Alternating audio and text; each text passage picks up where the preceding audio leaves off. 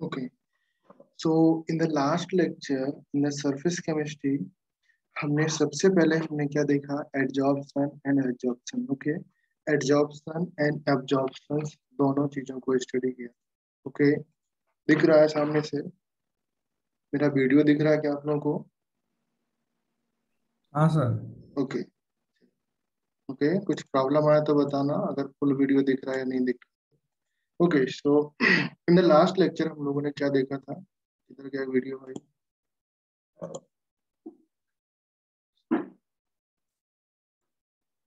हमने एडजॉर्प्शन देखा है, एब्जॉर्प्शन देखा. एडजॉर्प्शन एडजॉर्प्शन में दोनों में आपको सिंपल सा फर्क होता है. अगर सरफेस के ऊपर कुछ भी एडजॉर्प्शन टाइप या सरफेस के ऊपर कुछ भी फिनोमिना हो रहा है, उसको हम एडजॉर्प्शन बोलेंगे, एडवर्ड आएगा. अगर सरफेस के अंदर तक कोई चीजें होती हैं, उसको हम बोलेंगे एब्जॉर्प्शन. अगर दोनों चीजें एक साइमल्टेनियसली होती है तो हम उसको क्या बोलते हैं? सॉर्प्शन. राइट. ये हम लोग लास्ट लेक्चर में डिस्कस कर चुके थे. एंड इससे पहले वाले जस्ट पहले वाले लेक्चर में देखा फ्रेंडलिक आइसोथर्म इक्वेशन देखा. तो फ्रेंडलिक आइसोथर्म इक्वेशन में सबसे पहले क्या देखा, मैं आप लोगों को थोड़ा सा इंट्रोडक्शन दूं. अच्छा, पहले मुझे एक बात बताओ. अगर मैंने लिखा यहाँ पर फॉर एग्जाम्पल H2O गैस लिखा, अगर मैं इसके ऊपर CaCl2, जानते हो CaCl2 क्या होता है? एनीवन? CaCl2,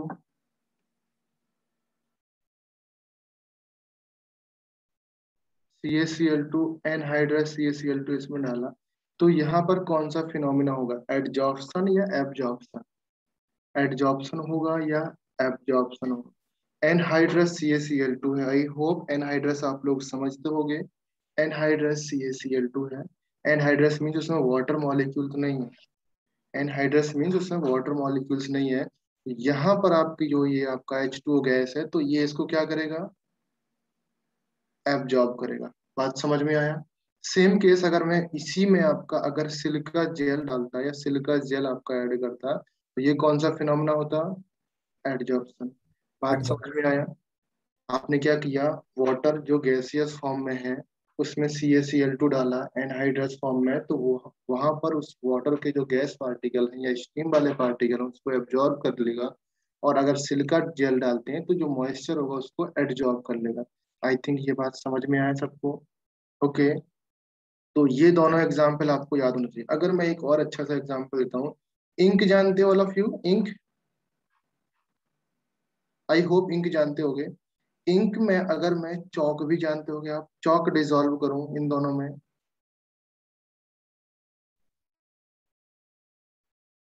इंक है, इंक आपको उसमें एक मैंने चौक डिसॉल्व किया, तो यहाँ पर अगर वो चौक, जो चौक है आपका, वो इंक को एब्जॉर्ब करेगा या एब्जॉर्ब करेगा? टेल मी, क्या करना चाहिए? एब्जॉर्ब या एब्जॉर्ब? एनीवन कोई बताओ, क्या करना चाहिए, एब्जॉर्ब या एब्जॉर्ब? एड्सॉर्ब। एब्जॉर्ब करेगा. एड्सॉर्ब करेगा और एब्जॉर्प्शन दोनों प्रोसेस साथ में होंगी. जो इंक है, लेट से मैंने बोला ब्लू कलर का इंक है, ब्लू कलर का जो ब्लू कलर का इंक पार्टिकल से या इंक वाले जिसकी वजह से उसमें कलर है, वो आपके सरफेस पर चिपक जाएंगे या सरफेस पर एब्जॉर्ब हो जाएंगे. और जो उसमें वाटर कंटेंट है वो इंक, वो चौक क्या करेगा? उसको एब्जॉर्ब कर लेगा. तो एब्जॉर्प्शन वाले प्रोसेस में आपका वाटर अंदर तक जाएगा और यहाँ पर आपका इंक रह जाएगा. इंक मीन्स जो आपके सॉलिड पार्टिकल है जिसकी वजह से कलर है. तो इस फिनोमेना को हम बोलेंगे, ये आपका सॉर्प्शन टाइप फिनोमेना है. एडजॉर्प्शन एंड एब्जॉर्प्शन दोनों एक साथ में. बात समझ में आया ऑल ऑफ यू ना? बहुत सारे और भी एग्जाम्पल हैं, एनसीईआरटी में एग्जाम्पल लिखे हुए हैं, आप उन एग्जाम्पल को याद कर सकते हो बिकॉज बोर्ड में एग्जाम्पल से क्वेश्चन आता है. मैं बोर्ड के लिए बता रहा हूँ. Okay, next. इससे पहले जो हमने पढ़ा, factor affecting the extent of adsorption. Number one factor क्या था बेटा? Factor that affect the adsorb extent of adsorption, जिसको हम बोलेंगे XYM. नंबर वन फैक्टर क्या होता है? नंबर वन फैक्टर क्या है आपका? Nature of adsorbent. Right. Nature of adsorbent है ना? अच्छा, नेचर ऑफ एडजॉर्बेंट, जो एडजॉर्बेंट का नेचर, यहाँ पर एडजॉर्बेंट का nature that is directly proportional होता है ना बेटा for solid? Directly proportional to, अगर मैं इसको इस तरीके से लिख सकता हूँ, फॉर एग्जाम्पल क्या लिखूं, surface area. Surface area directly proportional to adsorption. Right. जितना ज्यादा सरफेस एरिया होगा उतना ज्यादा एड्जॉर्प्शन होगा। For the case of adsorbent, आपने क्या किया, बहुत बड़ा सॉलिड है, सॉलिड का सरफेस एरिया ज्यादा कर दिया तो वो ज्यादा पार्टिकल एब्जॉर्ब कर सकता है ना, या एड्जॉर्ब कर सकता है, तो सरफेस एरिया के डायरेक्टली प्रोपोर्शनल होता है। And for the second case, nature of adsorbate, adsorbate के केस में अगर मैं बोलूँ, ये आपके गैस के केस में मैंने लिखा था, गैस के केस में ये एड्जॉर्प्शन प्रोसेस, जो आपका एड्जॉर्प्शन प्रोसेस होता है, that is directly proportional to the TC. What is TC? The critical temperature. I hope critical temperature आपको आइडिया होना चाहिए क्या है। क्रिटिकल टेम्परेचर के केस में हमने एक टेबल पढ़ा था जिसमें मैंने गैस लिखा था, गैस H2 गैस का टेम्परेचर 33 केल्विन था, और volume that absorb ml, 1 gram of charcoal की वजह से कितना ml ऑफ H2 गैस, या जो भी गैस आपके सामने लिखी है ये आपके एब्जॉर्ब हो रही है। ओके, 1 ग्राम ऑफ चारकोल लिया, 1 ग्राम ऑफ चारकोल से क्या किया मैंने, 1 ग्राम आपका गैस है, 1 ग्राम ऑफ चारकोल यहाँ पर दिया, लेट्स से ये 1 ग्राम चारकोल है। अगर H2 के एनवायरमेंट में हमने डाला, क्रिटिकल टेम्परेचर H2 का इतना है, तो सिर्फ 4.7 ग्राम गैस एब्जॉर्ब होगी। नीट में क्वेश्चन आया, जेई में भी क्वेश्चन आया इसके ऊपर, 4 ऑप्शन थे। लेट्स से ये ऑप्शन ए है, ये ऑप्शन बी है, ये ऑप्शन सी है, ये ऑप्शन डी है। इसमें पूछा जाता था कि एड्जॉर्प्शन सबसे ज्यादा कौन सी गैस में होगा। आपका एग्जाम में क्रिटिकल टेम्परेचर लिखा होगा, अगर नहीं लिखा होगा तो आपको आइडिया होना चाहिए approximate value of critical temperature, कि N2 का क्रिटिकल टेम्परेचर इतना है, CO2 का इतना है। 99% क्वेश्चन इन्हीं गैसों से आएगा, क्योंकि इन्हीं गैसों से क्वेश्चन आता है। अगर नहीं आता, नहीं टेम्परेचर याद है, तो आप ऑर्डर याद कर सकते हो, कुछ भी है, ये आपको टेबल कंप्लीटली याद करना पड़ेगा, बिकॉज नीट में और जेई में क्वेश्चन रिपीट हो चुका है इसके ऊपर। रिपीट मतलब में 2 बार क्वेश्चन आ चुका है। पूछा है सिंपली, क्रिटिकल टेम्परेचर लिखे रहते हैं, H2 gas, N2 gas, CH4, CA2 gas, सारे गैस का क्रिटिकल टेम्परेचर लिखा होगा, वहां पर आपको क्वेश्चन होगा कि कौन सी गैस का कौन सा गैस का एक्सटेंट ऑफ एब्जॉर्प्शन सबसे ज्यादा होगा, या पर ग्राम ऑफ चारकोल से एक्सटेंट ऑफ एब्जॉर्प्शन कितना होगा, कौन सी गैस का कितना होना चाहिए। ये वैल्यू नहीं पूछते हैं, वैल्यू लिखा होगा तो आपसे पूछेगा क्रिटिकल टेम्परेचर किसका ज्यादा है, या क्रिटिकल टेम्परेचर लिखा होगा तो आपसे वैल्यू पूछेगा कि वैल्यू किसकी सबसे ज्यादा होगी। ओके, सिर्फ आपको ऑर्डर याद करना, ये आपको याद होना चाहिए। बात समझ में आया? Okay, now can you tell me the third क्या था, थर्ड वाला क्या था? थर्ड आपका इफेक्ट ऑफ टेम्परेचर था ना। इफेक्ट ऑफ टेम्परेचर पे हमने देखा था, अगर केमिकल एब्जॉर्प्शन है, केमिकल एब्जॉर्प्शन के लिए सबसे पहले इंक्रीज होता है और फिर बाद में डिक्रीज होने लगता है, जो हमने कल भी देखा था, कल मैंने B1 बैच में बताया था कि अगर effect of temperature for the chemical absorption, chemical absorption के लिए effect of temperature first increase होगा एंड देन आफ्टर दैट वो डिक्रीज होने लगता है। Okay, if we talk about the physical absorption, physical absorption में क्या होगा, फिजिकल एब्जॉर्प्शन में extent of absorption always decrease होने लगता है। टॉप से लेकर के बॉटम तक जितना टेम्परेचर इंक्रीज करोगे वो आपका डिक्रीज होने लगता है। ये हमने दोनों केस देखे। ओके, नाउ नेक्स्ट केस हमने देखा था, नेक्स्ट केस था इफेक्ट ऑफ प्रेशर। प्रेशर का क्या इफेक्ट पड़ता है? इफेक्ट ऑफ प्रेशर में एड्जॉर्प्शन आइसोथर्म प्रोसेस आती है, तो ये वाला ऑटोमेटिकली इंपॉर्टेंट हो जाता है। ओके, आइसोथर्म वाला इंपॉर्टेंट है, याद रखना, बट ऐसा नहीं कि ये लास्ट वाले इंपॉर्टेंट नहीं, ये वाले भी इंपॉर्टेंट है, बिकॉज एग्जाम में इनसे भी क्वेश्चन आया हुआ, मैं आपको क्वेश्चन दिखाऊंगा अभी। ओके, नाउ इसमें क्या लिखा था सबसे पहले, जो आपका ये प्रेशर दिख रहा होगा, आई थिंक ये दिख रहा होगा, प्रेशर इंक्रीज करने से एक्सटेंट ऑफ एड्जॉर्प्शन भी आपका इंक्रीज होता है, एंड द एक सर्टेन पॉइंट पर वो एक्सटेंट ऑफ एड्जॉर्प्शन आपका कांस्टेंट होने लगता है। आई थिंक ये आपको समझ में आएगा, लास्ट क्लास में डिस्कस किया मैंने। एक्सटेंट एक्स क्या है? एक्स वो पार्टिकल का मास है जो आपका एड्जॉर्ब हो रहा है, फॉर एग्जाम्पल गैस है। Okay, for the case of physical adsorption. Okay, m वो चीज है, जो चीज जिसके ऊपर एड्जॉर्ब हो रहा है पार्टिकल। फॉर एग्जाम्पल हम क्या बोलते हैं, ये आपका बीकर में वाटर या कोई सॉलिड या कोई चीज रखा हुआ है, इसके ऊपर गैस के पार्टिकल क्या हो रहे हैं, एडजॉर्ब हो रहे हैं। तो जब ये गैस के पार्टिकल अगर यहाँ पर आ जाएंगे, फॉर एग्जाम्पल गैस के पार्टिकल यहाँ पर आ जाएंगे इस तरीके से, तो ये एडजॉर्प्शन होगा। तो ये ऊपर वाला पार्ट के मास को हम लोग बोलेंगे एक्स, और नीचे वाले पार्ट के मास को बोलेंगे हम एम, जो आपका एडजॉर्ब कर रहा है। और एडजॉर्ब मीन्स जितने पार्टिकल एडजॉर्ब, ये पोर्शन। ओके, ये आपका समझ। ओके, अच्छा इस केस में अगर मैं बात करूं, फॉर एक आपका, सबसे पहले तो ये समझ गए। अच्छा, इसको समझने के लिए मैंने आपको एक बताया था कि एक्स वाई एम, आपको समझ गए, x Y M is directly proportional to, किसके होता है x Y m, directly proportional to pressure, ये लिखा था। ये फर्स्ट फोर्थ आपके क्या थे, इफेक्ट के रूल्स थे कि कौन कौन सा किस तरीके से इफेक्ट करते हैं। नेक्स्ट आपका आता है type of adsorption. Type of adsorption में हमने सबसे पहले जो देखा था कौन सा था, फ्रेंडलिक एडजॉर्प्शन प्रोसेस। जो फ्रेंडलिक एडजॉर्प्शन है, फ्रेंडलीच बोलते हैं, फ्रेंडलिक बोलते हैं, फ्रेंड जो भी आप प्रोनाउंस कर सकते हो बोल सकते हो, बट स्पेलिंग याद रखना आपको बोर्ड्स के लिए, और जेई नीट के लिए तो सिर्फ नाम ही काफी है। ओके, ये सिर्फ फिजिकल एडजॉर्प्शन के लिए उसने बनाया था। फिजिकल एडजॉर्प्शन में क्या बोला था, जो एक्स वाई एम है that is directly proportional to p power of one by n. उसने किस तरीके से डिराइव किया था लास्ट क्लास में हम देख चुके हैं। यहाँ पर आपका n is greater than one होता है, n की वैल्यू वन से ज्यादा होगी, वन से कम नहीं होगी। ओके, हाँ, n की वैल्यू वन से ज्यादा होने वाली।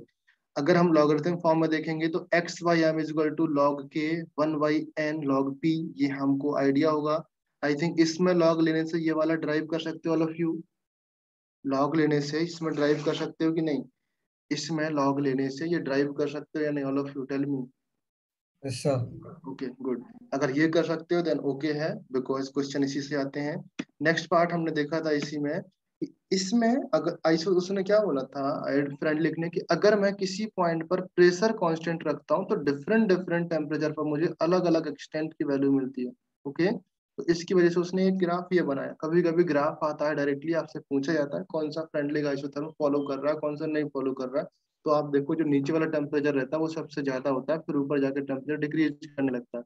तो आप इसको याद कर लो, 273, 250 और 200, कुछ भी वैल्यू रख रख के आप याद कर सकते हो, कोई भी वैल्यू फिक्स नहीं है, टेम्परेचर बस डिक्रीज हो रहा है। ओके, नेक्स्ट आपका था, अगर इसका एक आइडियल ग्राफ बना जाए तो इस तरीके से बनता है, जो आपका नॉर्मली टेम्परेचर कांस्टेंट बनाया था आइसोथर्म वाले पे, यहाँ पर भी टेम्परेचर कांस्टेंट रखा गया है इस केस में भी। ओके, टेम्परेचर अगर मैं इंक्रीज डिक्रीज करूंगा तो ये वैल्यू इस तरीके से ऊपर चली जाएगी। ओके, टेम्परेचर इंक्रीज करने पर ग्राफ ऊपर शिफ्ट होता जाता है। आई थिंक ग्राफ तो थोड़ा बहुत जानते होंगे। तो ये जो पोर्शन है ए पोर्शन, जो ये पोर्शन है आपका, यहाँ पर आइडिया होगा, ये ए पोर्शन तो आपको आइडिया है बिकॉज यहाँ पर x Y m directly proportional to pressure है, मीन्स यहाँ पर वो आपका एक स्ट्रेट लाइन दिखता है। सेकंड केस है एक्स वाई एम, ये आपका बी केस है, x Y m directly proportional to p naught. P naught means यहाँ पर p power zero, p naught नहीं है, p power zero means p constant हो जाता है। ओके, एक्स वाई एम एक आपका कांस्टेंट हो गया। नेक्स्ट सी पार्ट आपका ये दिख रहा है आपको। फिर इसके बाद अगर लॉग का ग्राफ बनाते हैं तो लॉग का ग्राफ आपका ये इंपॉर्टेंट वन ग्राफ है, इसी ग्राफ से क्वेश्चंस आपके ज्यादा आते हैं। इस चैप्टर में न्यूमेरिकल यहीं से बनता है और कहीं से नहीं बनता। न्यूमेरिकल में डिस्कस करूंगा अभी आपके सामने कौन कौन से न्यूमेरिकल होंगे। फिर लास्ट क्लास में मैंने डिस्कस नहीं कर पाया, एक आपका प्रोसेस है adsorption in solution. Adsorption in solution में क्या होता है, किसी को आइडिया है? एडजॉर्प्शन इन सॉल्यूशन में एनीबॉडी?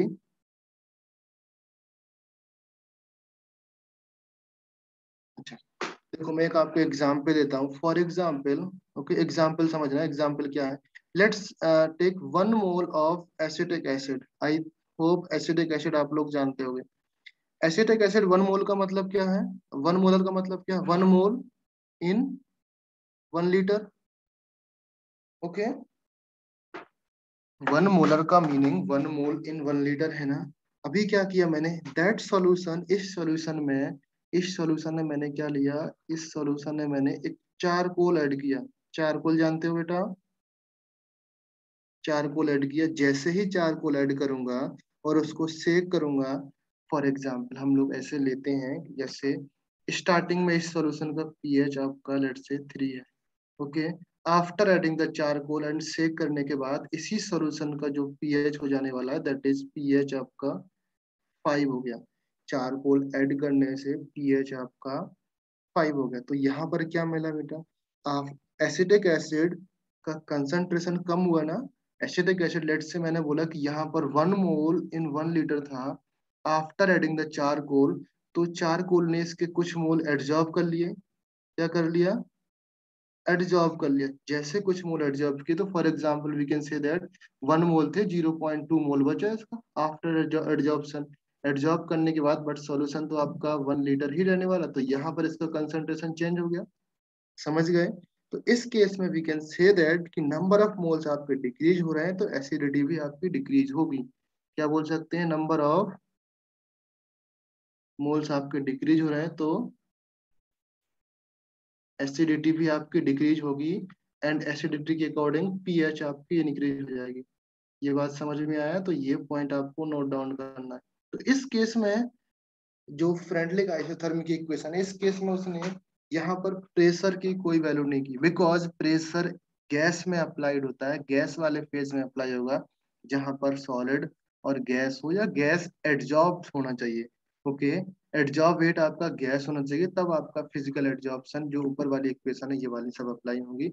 अगर आपका कहीं पर सॉल्यूशन आ गया, सॉल्यूशन मींस लिक्विड और सॉलिड, गैस क्यों अप्लाइड होता है? बिकॉज गैस को कंप्रेस करके वहां पर प्रेशर लगाया जा सकता है, उसको लिक्विफाइड किया जा सकता है, और लिक्विड को हम लोग कंप्रेस और ज्यादा नहीं करेंगे।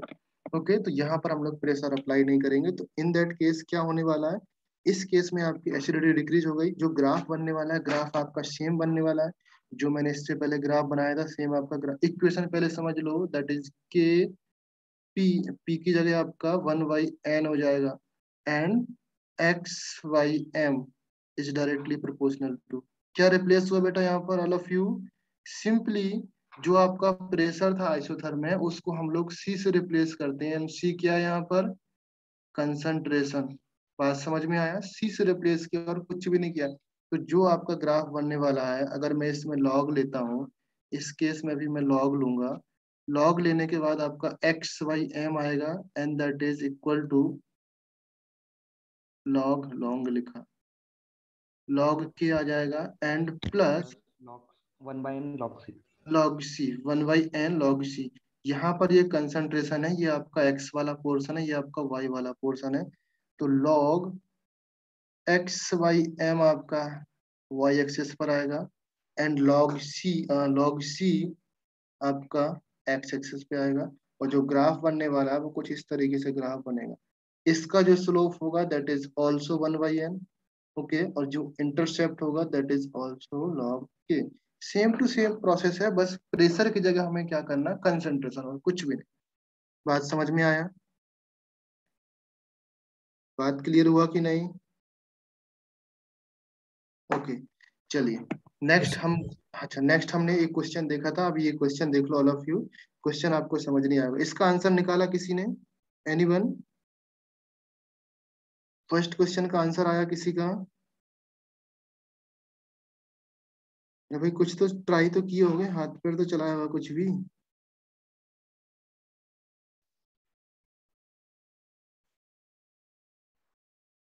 चलो मैं देखता हूँ क्या आता है। फ्रेंडली इक्वेशन का फॉर्मूला क्या होता है?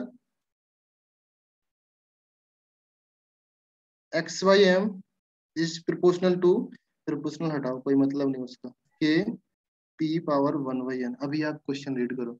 For the Freundlich adsorption isotherm process, plot x Y m y axis में और लॉग पी आपका एक्स एक्सिस में, गिव अ स्ट्रेट लाइन मिलता है। The intercept and the slope for the intercept कितना बेटा? ये आपका इंटरसेप्ट दिया ना, एंड स्लोप कितना है ये। अभी मुझे बताओ इंटरसेप्ट कितना होता है? इंटरसेप्ट लॉग के होता है ना? log k। ओके, तो यहाँ पर log k की वैल्यू, नहीं तो आप इससे भी निकाल सकते हो। ओके, आप इसमें भी log लेके वो पूरा डेरिवेशन कर लो, कोई दिक्कत नहीं। इंटरसेप्ट आपका log k की वैल्यू 0.4771 लिखा, एंड स्लोप कितना होता है? 1/n। 1/n। ओके, तो 1/n इज इक्वल टू 2। अभी यहाँ से आप वैल्यू निकाल सकते हो, ये किसकी वैल्यू गिवन है? देखो क्वेश्चन में दिया है ना, Yes, log sir. 3 की वैल्यू, तो k की वैल्यू कितनी आ गई? 3। 3। एंड n की वैल्यू यहाँ से कितना आ गया? half। n is equal to, या 1/n रहने दो बिकॉज पावर तो आपका 1/n रहता है। ओके, या n इज इक्वल टू 0.5 लिख सकते हैं। यहाँ तक बात समझ में आया? अभी आपके पास फॉर्मूला क्या रहता है, उसने पूछा द मास ऑफ गैस निकालना दैट एडजॉर्ब पर gram of adsorbent if initial pressure आपका इतना था। कुछ भी नहीं है। अभी आप लगाओ X Y M is equal to K P power 1/n। X Y M आपको निकालना है, x Y M is equal to, K की वैल्यू कितनी है? 3, राइट? जब के की वैल्यू 3 है, एंड प्रेशर आपको गिवन है क्या? प्रेशर गिवन है, 0.0। यस 0.04 atm गिवन है, एंड 0.04 एटीएम। एन की वैल्यू कितनी है, 1/n की value directly 2, right. Yes sir. आपने रखोगे यहाँ पर 1/n होता है पावर, तो आपको ये वैल्यू पुट करना पड़ेगा। डायरेक्टली 2 पुट किया, कितना आएगा answer, x Y M is equal to, कितना आएगा आंसर, 3 इंटू, यहाँ पर इसको मल्टीप्लाइड करो, कितना आएगा, 50 आएगा। 0.0016। अच्छा ओके, 16 लिख सकते हैं हम लोग, एंड 10⁻⁻4, तो आपका आंसर कितना आ जाएगा, 48 इंटू 10⁻⁻4, ये आएगा। Yes sir. ओके, इतना ही ग्राम आएगा। उसने बोला कि पर ग्राम ऑफ एडजॉर्बेंट, इसका मतलब एम की वैल्यू 1 ग्राम पुट कर देना आपको। यस इसका सर। मतलब आपका क्या आएगा, x by m is equal to 48 into 10⁻⁻4 आया।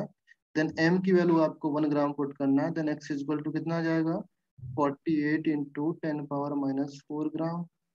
एक्स की वैल्यू यहाँ पर 48, इसका आंसर आ जाएगा।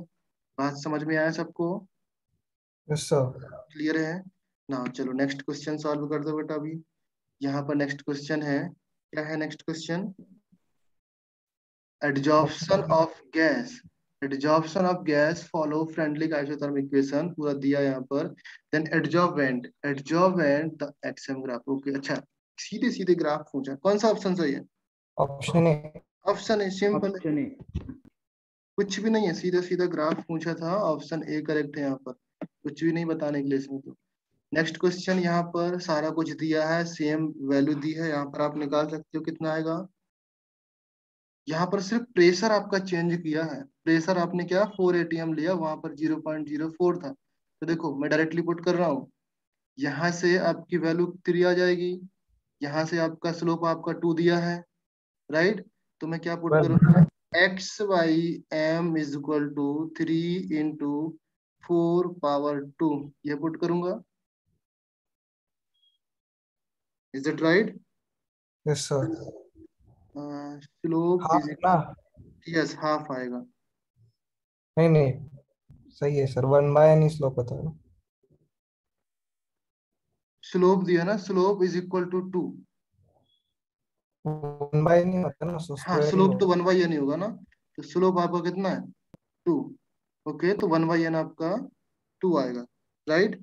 अभी आप वैल्यू पुट करो, आपका आंसर आ जाएगा, एक्स वाई एम की वैल्यू निकालना, सिंपल है। ये क्वेश्चन देखो यस सर। रिपीट है हुआ है, अभी 220 में सितंबर में ये क्वेश्चन आया था, देखो सितंबर 6 में ये क्वेश्चन आया, तो सिंपल सिंपल से क्वेश्चन आते हैं ना। ये क्वेश्चन देखो, नेक्स्ट क्वेश्चन थोड़ा सा सिंपल है, मतलब थोड़ा नहीं बहुत ही सिंपल है, इसमें आप देखो ध्यान से। A gas undergoes the physical adsorption, physical का ही क्वेश्चन आएगा, केमिकल का चांसेस कम है, फिजिकल एडजॉर्प्शन है on the surface and the follow the given friendly equation, आपको फॉलो कर रहा है। अच्छा, इस इक्वेशन में आप पहले मुझे ये बताओ, इस इक्वेशन में पी की के दिया, पी 1/n की वैल्यू कितनी है, 0.5। 1/n is equal to 0.5, 1/n is equal to 0.5। अभी आप बताओ, द डिक्रीज इन पी, 0.5 आपकी वैल्यू है, 0.5 वैल्यू के अकॉर्डिंग आपका टेम्परेचर, इसमें हाँ ऑप्शन निकालना है। अभी आप बताओ कौन सा ऑप्शन सही होना चाहिए, ऑप्शन सी। ऑप्शन सी होगा पक्का। रुक जाओ, कितने लोग ज्वाइन किए मैं पूछता हूँ आप लोगों से, अगर ये नहीं सॉल्व कर पाते तो फिर कोई मतलब नहीं बेटा। यशराज, कौन सा ऑप्शन करेक्ट है, यशराज, यस यस, सर। कौन सा ऑप्शन करेक्ट है बताओ बेटा।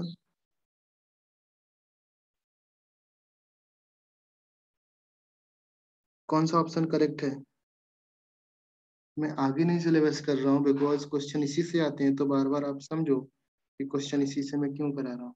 ध्रुव, कौन सा ऑप्शन करेक्ट है, पहले ग्राफ बना लिया करो ना, आप ग्राफ बना के ड्रॉ कर लो यार। Sir B. बी ऑप्शन, क्यों बी,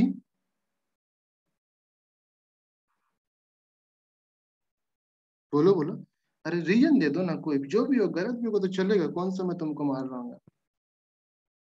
आप बोलते नहीं हो।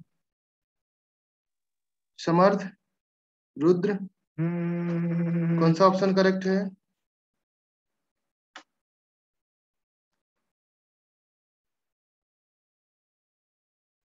Sir D. डी और बी? अब डी। पहले देखो एक्स वाई एम लगाओ, एक्स वाई एम के अकॉर्डिंग आप ग्राफ बनाओ। अच्छा चलो मुझे बताओ, प्रेशर अगर मैं यहाँ पर एक्स वाई एम ग्राफ बनाता हूँ, एक्स वाई एम लिखा मैंने, और एक्स वाई एम का, चलो इस तरीके से ग्राफ बनाते हैं जो, ओके, एक्स वाई एम और प्रेशर में क्या ग्राफ बनता है अगर टेम्परेचर कांस्टेंट है तो? अगर हम्म इस टाइप का बनेगा, ऐसा ही बनता ना? हाँ सर। अगर मैं यहाँ पर टेम्परेचर और एक्स वाई एम में ग्राफ कैसे बनेगा? ऐसे बनेगा।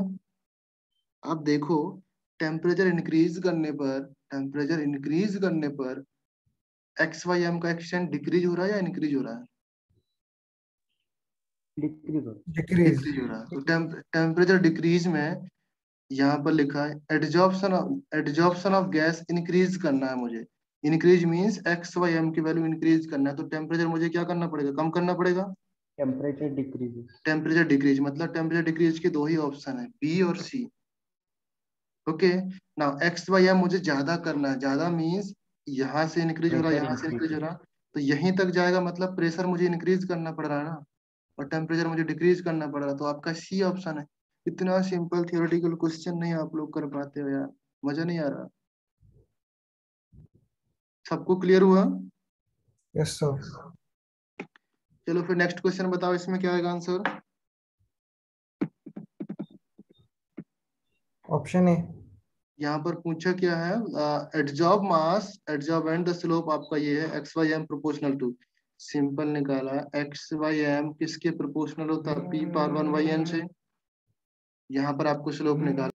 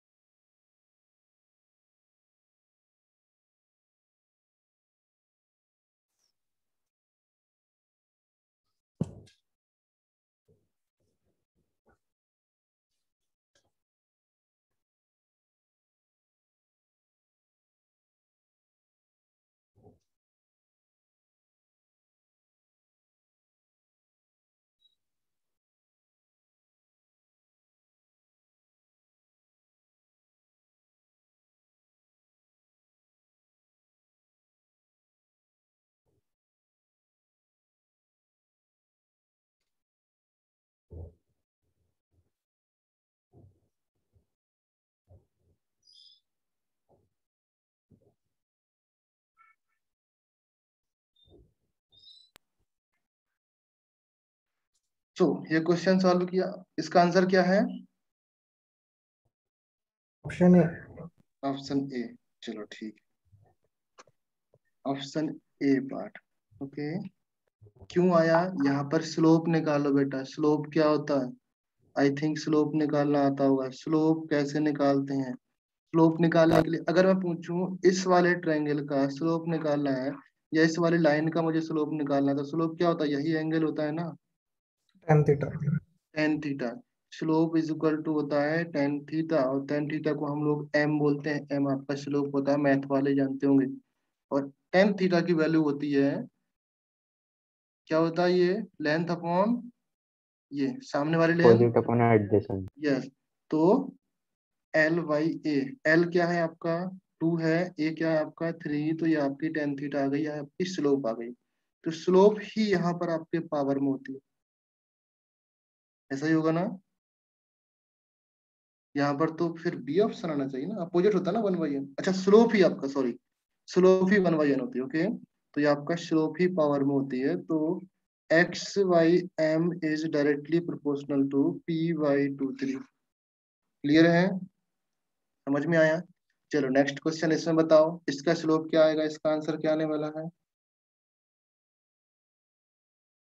Next question, option C. Option C, very good. इसका स्लोप क्या आएगा? इसका स्लोप आएगा टू बाई फोर, तो इसका slope one by two. Simple है, 1/2 power means x by m is directly proportional to p half. Next question, इसका answer क्या है? इसका आंसर क्या है? Option B. B. Option B क्यों है आंसर? पहले ध्यान से देखोगे आपको समझ में आ जाएगा। इस केस में लिखा है the correct option that represent the Freundlich isothermic equation. Freundlich isothermic equation के लिए जो आपका 1/n होता है ना, अच्छा n 1/n की वैल्यू कहाँ से कहाँ तक वेरी करती है? 0 to 1 0 to 1 वेरी करती है। ओके, तो 0 to 1 वाला ऑप्शन कौन है? A. ए ही ऑप्शन है, सिंपल है। नीट 2019 में आया क्वेश्चन है। नाउ इस क्वेश्चन में देखो, Freundlich isotherm adsorption isotherm the value of 1/n, same question है, कहाँ से कहाँ तक होगा? 0 to 1 0 all. to 1. 0 to 1. 1 in all cases, right? Question यहाँ पर कौन सा सही है? ए पार्ट ना? Yes, Option sir. ओके, इस केस में बताओ, इस क्वेश्चन में if x is the amount of adsorbate and m is the amount of adsorbent, then which of the following relation is not related to the adsorption process? कौन सा option होगा यहाँ पर?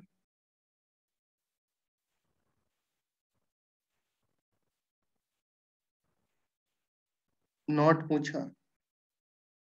एक्स बाई एम प्रेशर से direct relation होता है temperature constant पे, yes ये होता है, ये भी इसका रिलेशन है, ये भी इसका रिलेशन मान सकते हैं। ये वाला कहीं आपने पढ़ा ही नहीं। एक्स वाई एम यहाँ पर ये लिखा, x Y M is direct is equal to p into t, ये आपने नहीं स्टडी किया, तो आपका डी ऑप्शन हो जाएगा।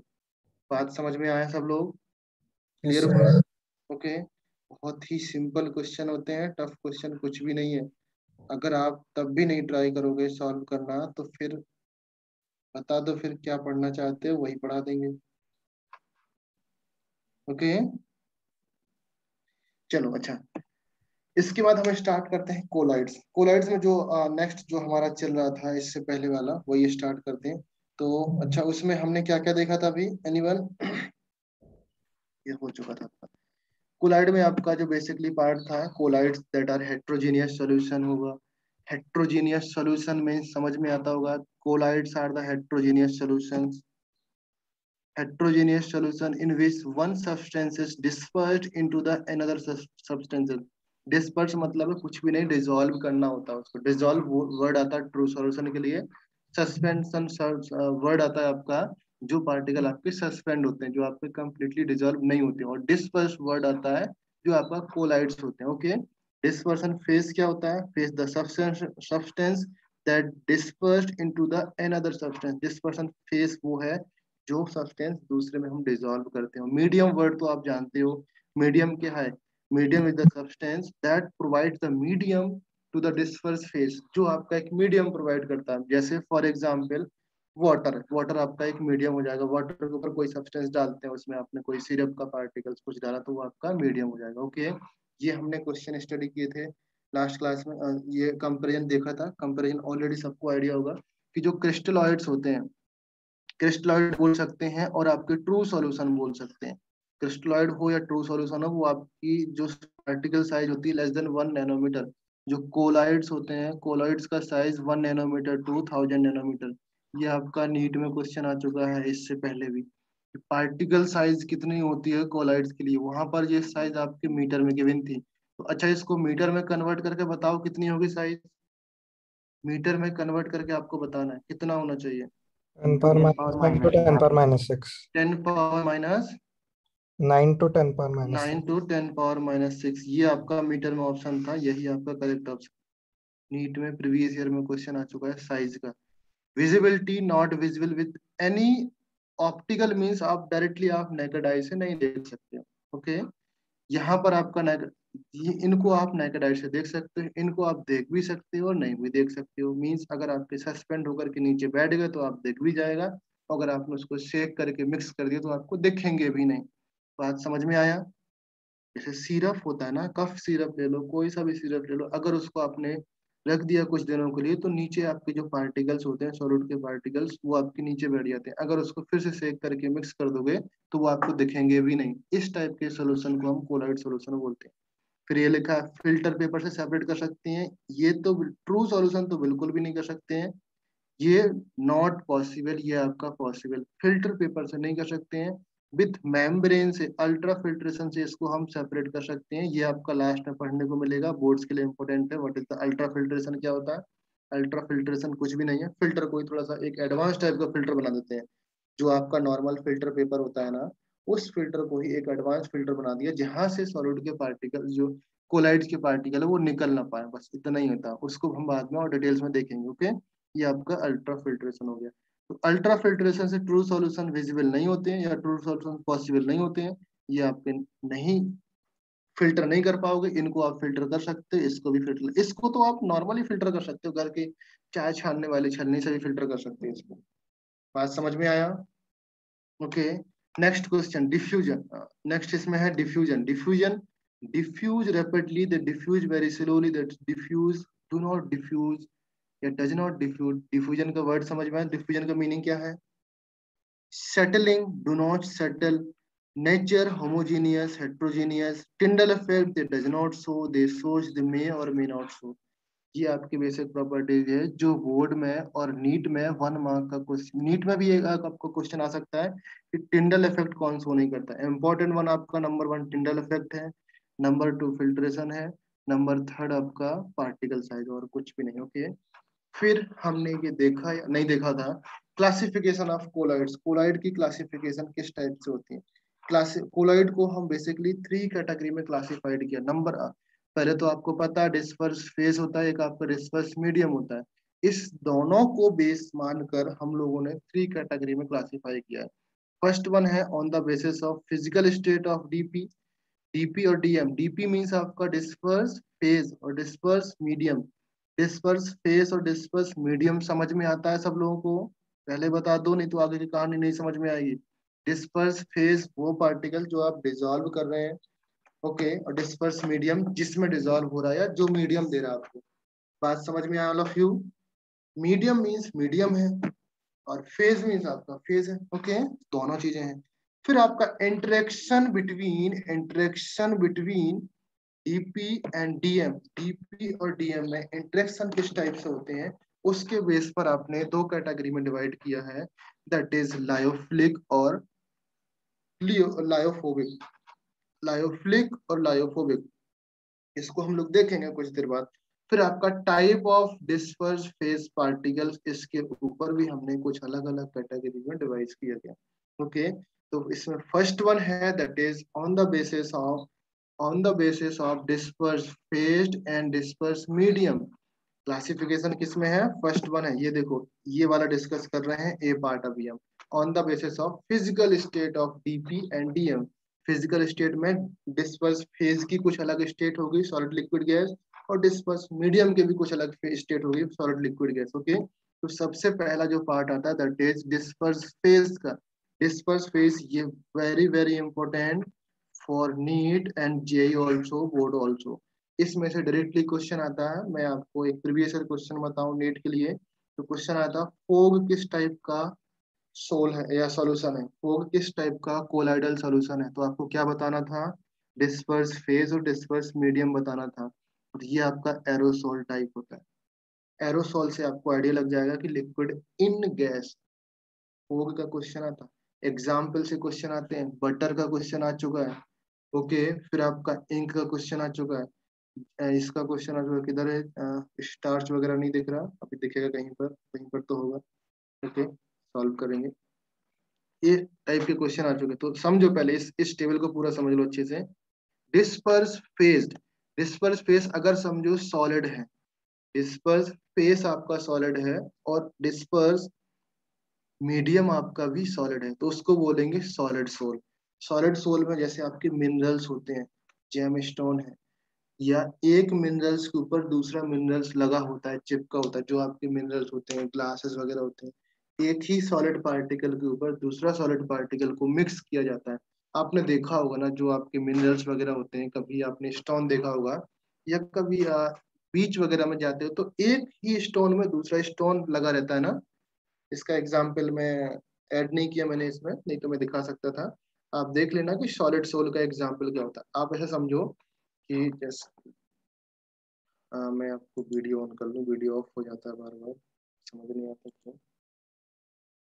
ओके, इसमें क्या है, एक सॉलिड पार्टिकल है, दूसरे सॉलिड में मिक्स कर दिया, कंप्लीटली मिक्स नहीं, अलग अलग हो सकते हैं बट वो मिक्स हो रहा, ओके। उसको हम सेपरेटली अलग नहीं कर सकते, अगर अलग करेंगे तो वो टूट जाएगा। ऐसा नहीं कि एक सॉलिड पार्टिकल दूसरे में फिक्स हो रहा है, ऐसा नहीं है, एक सर्टेन मैकेनिज्म के साथ वो फिक्स हुआ है उसमें, ओके। उसको हम बोलेंगे सॉलिड सोल, ओके। फिर आपका liquid, solid in liquid, solid in liquid, liquid आपका मीडियम है और सॉलिड आपका फेज है, तो सॉलिड इन लिक्विड। इस केस में क्या हो जाएगा आपका, सिंपल सा एग्जांपल है, इसको पहले तो बोलते हैं सोल, ये सब कुछ इस टेबल का एवरीथिंग इज इम्पोर्टेंट है, सोल बोलते हैं। जैसे इंक हो गया आपका, इसमें आपके पेंट आते हैं, आपने देखा होगा जब आप घर में पेंट कराते हो तो जब पेंट लेने जाते हो तो एक एशियन पेंट का बकेट दे देगा, व्हाइट कलर का पेंट होगा, उसमें छोटा सा इस तरीके से रहता है, एक बॉटल देगा, बॉटल देगा, उस बॉटल को आप जाओ घर पे जाके उस पेंट में मिक्स कर लो, या नहीं मिक्स करते तो वो क्या करता है, आप बताते हो कि मुझे इस टाइप का कलर चाहिए, सारे टाइप के कलर नहीं होते हैं। अब एडवांस प्रोसेस में क्या होता है मैं आपको बताऊं कि सारे टाइप के कलर अवेलेबल नहीं रहते हैं, तो आप बोलते नहीं मुझे, जैसे लड़कियों को रेड में भी आपके 6-4 टाइप के कलर होते हैं, ओके। तो किसी को कोई टाइप का रेड चाहिए, किसी को किसी टाइप का रेड चाहिए, तो आप बोलते हो कि मुझे रेड में इस टाइप का कलर चाहिए है, तो वो अगर कलर उसके पास अवेलेबल होगा तो वो देगा, अगर नहीं अवेलेबल है तो वो क्या करेगा, उसके पास मशीन रहती है और उस मशीन में आपका जो व्हाइट कलर का पेंट है उसको कोट करेगा और उस मशीन में आपका कोड डालेगा आपके कलर के अकॉर्डिंग। तो वो क्या करेगा, ऊपर से जो नोजल लगा रहता है उस नोजल से, जैसे यही हमने एक बकेट में इसी को मैंने क्या कर दिया, खोल दिया पूरा, तो ये भी आपका क्या है, एक सॉलिड टाइप का, जो आपका सॉलिड टाइप का होगा। लिक्विड तो आपका पेंट हो गया और उसमें सॉलिड सॉलिड पार्टिकल्स होंगे पेंट के, वो आपके डाल देंगे उसमें और पूरा मिक्स कर देंगे, तो आपका इंक टाइप बन जाएगा। इंक आपको नॉर्मली देखा होगा, अगर नहीं देखा तो एक बार देख लेना भाई, मार्केट में मिल जाएगा या गूगल करोगे तो मिल जाएगा, ओके। फिर solid in gas, solid in gas तो आपको पता है डस्ट, डस्ट आपका सॉलिड है और गैस एयर में घूमता रहता है। मेरे रूम में भी आपको बहुत सारे डस्ट पार्टिकल होंगे, आपके यहाँ भी डस्ट पार्टिकल होंगे। इसको देखने के लिए सिंपल सा, अगर इसको देखना है तो सिनेमा में जाते हो ना, सिनेमा में आपकी स्क्रीन आगे लगी रहती है, पीछे से आपका लाइट आता है जो पीछे से फोकस करता है, अगर उसमें देखते हो तो डस्ट पार्टिकल मूव करते रहते हैं। देखते हैं कभी कि नहीं देखते हैं, एनीवन देखते हैं? नहीं देखा तो एक और एग्जांपल है, फॉर एग्जांपल हम मान सकते हैं कि टिंडल इफेक्ट देखा होगा, नहीं देखा तो एक पूरे घर में एक छोटा सा होल करो विंडो में, जहां से लाइट आ सकती है, सनलाइट आ सकती है। सनलाइट जब आपके घर के अंदर एंट्री करेगी तो वहां पर देखोगे तो उस लाइट की जो रेज आती है उसमें बहुत सारे डस्ट के पार्टिकल मूव करते रहते हैं, बिकॉज उस पूरे रूम में आपका गैस आपका क्या मीडियम है और जो डस्ट के पार्टिकल है वो आपके सॉलिड है, डिस्पर्स फेज है। ये आपका डस्ट हो गया, सूट इन एयर हो सकता है, स्मोक भी हो सकता है, ये आपके एग्जाम्पल है। मैं फिर से बोल रहा हूँ, एग्जाम्पल से आपके क्वेश्चन पूछे जाते हैं, क्वेश्चन से एग्जाम्पल बहुत कम पूछे जाते हैं। एग्जाम्पल होगा जेली किस टाइप का आपका सोल है, तो आपको टाइप पूछेगा तो आपको ये बताना है, और अगर पूछेगा कौन सा डिस्पर्स फेज है, डिस्पर्स मीडियम, तो आपको ये बताना है। यहाँ से यहाँ क्वेश्चन आज पूछने की टेंडेंसी ज्यादा है, यहाँ से यहाँ कम पूछा जाता है, तो आपको याद करना है। ये आपका सॉलिड कंप्लीट हो गया, सॉलिड दिस सॉलिड कंप्लीट हुआ, फिर आपका लिक्विड आ जाएगा, फिर लिक्विड, फिर लिक्विड। लिक्विड में आपका सॉलिड, तो उसका एग्जांपल जेल है, जो मैंने बोल्ड किया वो मेजरली इंपॉर्टेंट है, फॉग आपका प्रीवियस ईयर में आ चुका है क्वेश्चन, ओके। फिर आपका लिक्विड में, अगर लिक्विड लिक्विड तो आपका इमल्सन बन जाएगा, जैसे आपका कभी हेयर डाई करते हो ना, तो एक एक लिक्विड डालते हैं, दूसरा लिक्विड डालते हैं, दोनों को मिक्स करके गार्नियर वाला लिक्विड आता है आई थिंक कलर वाला, एक लिक्विड डाला दूसरा लिक्विड डाला, उसको मिक्स करके हम लोग लगा सकते हैं, वो आपका हेयर क्रीम हो सकता है। मिल्क भी इस तरीके से उसी का एग्जाम्पल है, इमल्सन का, liquid in liquid.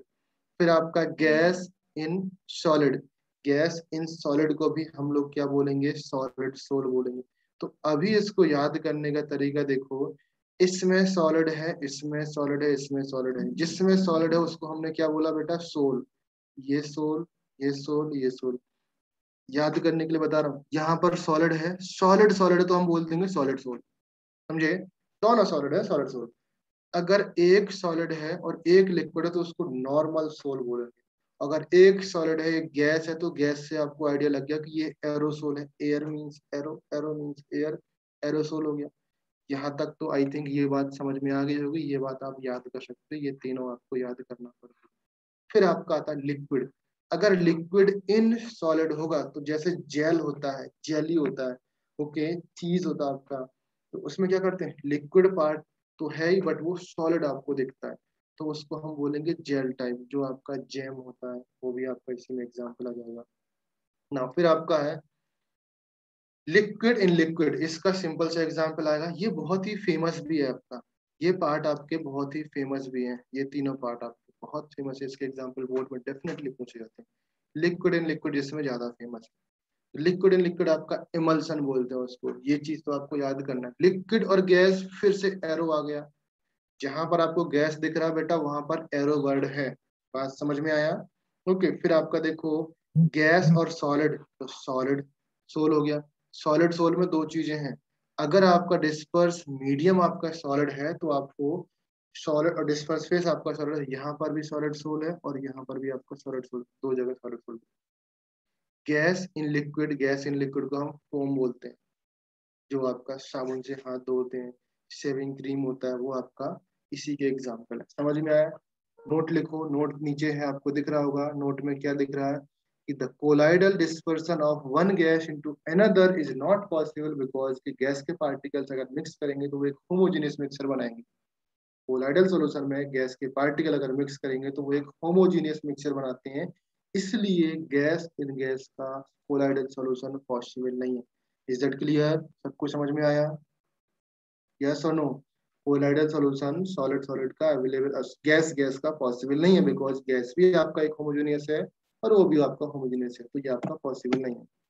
Okay, classification में अभी स्टार्ट करते हैं बी पार्ट। बी पार्ट है on the basis of disperse medium and disperse, sorry, interaction between disperse medium and disperse phase.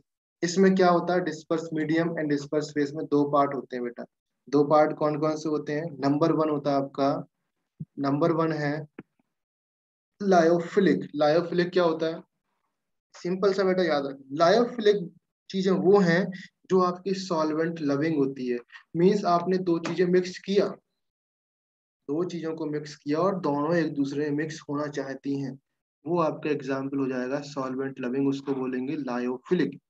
Philic means होता है लविंग, लायो मीन्स होता है सॉल्वेंट। बात समझ में आया, लायो मीन्स आपका सॉल्वेंट, फिलिक मीन्स होता है लविंग। ओके, और फिर लायोफोबिक आता है, फोबिया वर्ड से आपको समझ में आता है, जिस चीज से फोबिया होता है उससे डर लगता है। ओके, तो फोबिया वर्ड से आपका फोबिक आता है, और लायो तो आपका सॉल्वेंट है ही, लायो मीन्स आपका सॉल्वेंट है, फोबिया मीन्स आपका हेट करना है, तो ये आपका लव करना है। ओके, तो लविंग मीन्स सॉल्वेंट लविंग, जो आसानी से चिपकना चाहते हैं, हेटिंग मीन्स जिसमें आपको चिपकना नहीं चाहते। बात समझ में आया। इनके एग्जाम्पल ये लिखे हुए हैं, एग्जाम्पल क्या है, metal and their sulphide, metal और देयर सल्फाइड दोनों आपस में चिपकना नहीं चाहते हैं, अलग अलग होने की टेंडेंसी होती है, इसलिए आप जब एक्सट्रैक्शन पढ़ोगे तो इस टाइप के ओर को आप बहुत इजीली निकाल सकते हैं, बिकॉज थोड़ा सा एनर्जी मिलेगा इन लोगों को, अलग होने का ट्राई करेंगे, तो इस टाइप के कंपाउंड्स को आप जल्दी इजीली सेपरेट कर सकते हो। डिस्पर्सन, इस टाइप के कंपाउंड्स को आप इजीली सेपरेट नहीं कर सकते। ओके, बात समझ में आया, ये बात क्लियर हुआ सबको। लायोफिलिक और लायोफोबिक कोलाइडल सॉल्यूशन जिसमें डिस्पर्स फेस और डिस्पर्स मीडियम की कोई भी अट्रैक्शन या कोई भी एफिनिटी नहीं होती है towards the medium, towards the medium उसको बोलेंगे सॉल्वेंट हेटिंग और लायोफोबिक। ओके, अगर हम बोलेंगे disperse phase has some amount of affinity और इंटरेक्शन टुवर्ड्स द मीडियम, उसको हम बोलेंगे सॉल्वेंट लविंग और लायोफिलिक। दो चीजें मैंने बताई, अभी देखो यहाँ पर ध्यान से समझो। Colloidal solution on the basis of physical state हो चुका, फिजिकल स्टेट में क्या है, सॉलिड है, लिक्विड है, गैस, ये कंप्लीट हो चुका। सॉलिड लिक्विड गैस इसके लिए होगा, इसके लिए भी सॉलिड होगा, लिक्विड होगा, गैस, इसके लिए भी आपका सॉलिड होगा, लिक्विड होगा, गैस। तो आइडियली 3x3 बनना चाहिए ना, तो 9 बनना चाहिए, बट नहीं 8 बनते हैं, बिकॉज गैस इंटू गैस आपका पॉसिबल नहीं है। बात समझ में आया, 8 टाइप आप लिख सकते हो, अगर कभी एमसीक्यू आए तो कितने टाइप के बनते हैं, 3 × 3 9 बनना चाहिए, but gas into gas possible नहीं है, तो आपका एक माइनस कर दो तो 8 बनेंगे। यहाँ पर देखो, एक आपके लायोफिलिक होते हैं जो आपके सॉल्वेंट लविंग होते हैं, एक आपके फोबिक होते हैं जो आपके हेटिंग होते हैं। बात समझ में आया ये चीज? ओके, तो यहाँ तक ये कंप्लीट हुआ था। इसके बाद इसके कुछ कंपैरिजन है कि ये क्यों होते हैं इस तरीके से। देखो, जो सॉल्वेंट फिलिक होते हैं इनको इजी करना होता है प्रिपेयर, मतलब इनमें आप एक मिक्स करोगे तो ये मिक्स हो जाएंगे। जो सॉल्वेंट फोबिक होते हैं, फोबिक मीन्स जो आपके लायोफोबिक होते हैं, उनको प्रिपेयर करना इजी नहीं होता। बिकॉज फॉर एग्जाम्पल अगर मैंने बोला कि अच्छा, इसमें आप ये कैसे आइडिया करोगे कि कौन सा डिस्पर्स फेज है कौन सा डिस्पर्स मीडियम है। इस केस के लिए लायोफिलिक और लायोफोबिक के लिए आप ये समझो, जो आपका ज्यादा अमाउंट में है वो आपका मीडियम हो जाएगा। बात समझ में आया? जो आपका ज्यादा अमाउंट है वो आपका मीडियम हो जाएगा। तो लायोफोबिक के केस में फॉर एग्जाम्पल मैंने क्या लेता हूँ, मैं आपको एक ऑयल लेता हूँ और एक आपका वाटर लेता हूँ। पहले तो ये दोनों मिक्स होना नहीं चाहते हैं। ये आपका आइडियल एग्जाम है लायोफोबिक का, आइडियल एग्जाम्पल है लायोफोबिक का। ये आपके मिक्स नहीं होना चाहते हैं। Is that clear? बात समझ में आया? लायोफोबिक और लायोफिलिक क्या उन्होंने मिक्स नहीं होना चाहते, बट किसी मैकेनिज्म के थ्रू आपने मिक्स करा ही दिया, इसका मतलब डिफिकल्ट टू प्रिपेयर है। जनरली तो मिक्स नहीं होने। अभी आप बोलो सर इसमें डिस्पर्स फेज कौन है, मीडियम कौन है?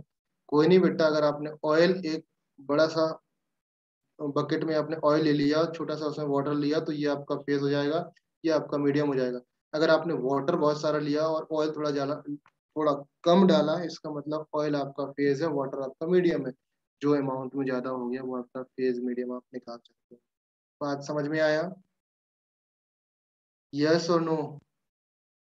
Oil plus water.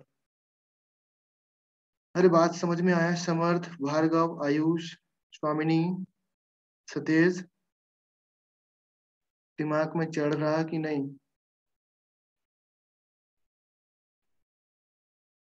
आप लोगों को समझ में आता है कि नहीं? कुछ बोलोगे या नहीं? Yes, sir. आयुष, स्वामिनी, Yes, sir. समझ में आ रहा है या नहीं? पूर्वा,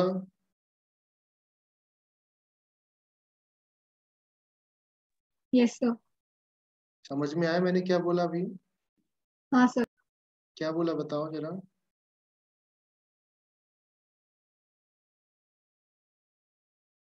सर लायोफो वो तो सामने दिख रहा है, बट बोला क्या मैंने, थोड़ा सा एक्सप्लेन भी किया मैंने। ध्रुव, सर मैं डिस्कनेक्ट हो गया। अच्छा, यशराज, सर मतलब उसके प्रिपरेशन के बारे में। क्या बताया मैंने वो तो बताओ। प्रिपरेशन के बारे में तो दिखा है आपको, फर्स्ट पॉइंट प्रिपरेशन के बारे में। ये इजी टू प्रिपेयर होता है और यहाँ पर डिफिकल्ट टू प्रिपेयर होता है। मैंने एक एग्जाम्पल भी दिया ऑयल एंड वाटर में।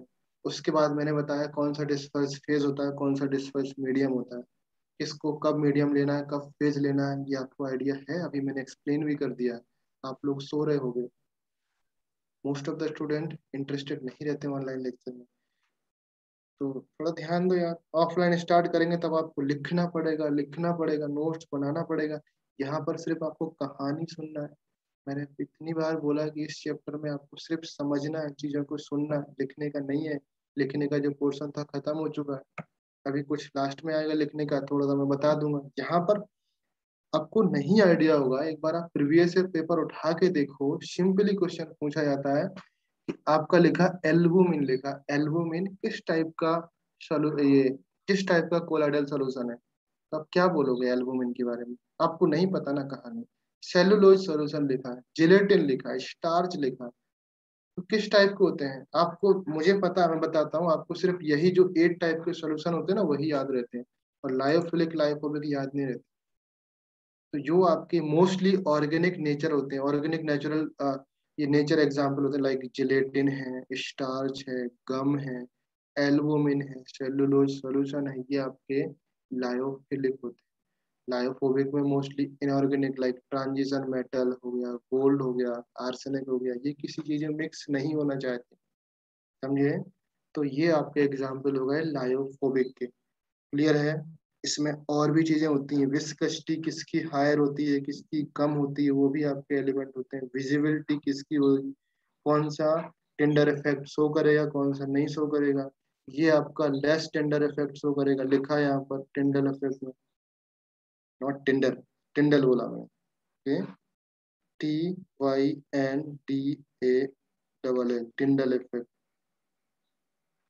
इसका एक्सप्लेन करूंगा लास्ट में, इसी चैप्टर में है। लाइट का स्कैटरिंग, ये आपका लेस स्कैटरिंग है, ये आपका मोर स्कैटरिंग है। तो टिंडल इफेक्ट का आपको आइडिया लग गया। तो ये आपको इतना मैंने 4 लाइन इसलिए लिखा है बिकॉज यही इंपॉर्टेंट।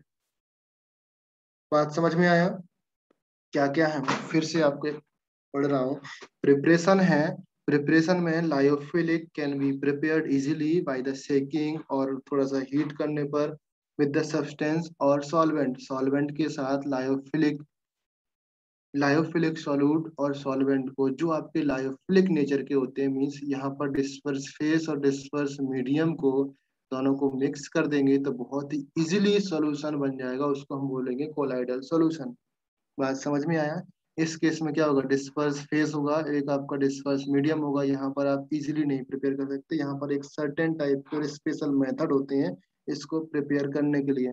बात समझ में आया? यहाँ पर स्पेशल मेथड होते हैं प्रिपेयर करने के लिए, यहाँ पर आप इजीली प्रिपेयर कर सकते हो, ओके। इन दैट केस ये आपका ज्यादा स्टेबल होते हैं, दैट आर मोर स्टेबल, ये आपके लेस स्टेबल होते हैं, ओके। ये आपका लेस स्टेबल होगा। नेक्स्ट अगर हम बात करें, यहाँ पर लिख लो लेस स्टेबल, अगर आपको नहीं आइडिया तो।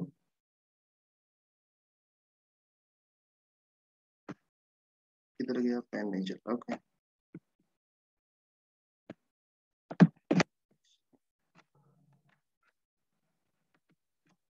ओके, अगर नेक्स्ट नेक्स्ट पॉइंट की मैं बात करूं, लेस स्टेबल, ये आपका लेस स्टेबल है, ये आपका मोर स्टेबल है। नेक्स्ट पॉइंट है आपका रिवर्सिबल, रिवर्सिबल ये आपके ये रिवर्सिबल होते हैं, और ये आपके इरिवर्सिबल होते हैं, ओके। ये बात समझ में आया? रिवर्सिबल कौन होते हैं, इरिवर्सिबल कौन होते हैं? लायोफिलिक वाले रिवर्सिबल हैं और लायोफोबिक वाले इरिवर्सिबल हैं, ओके।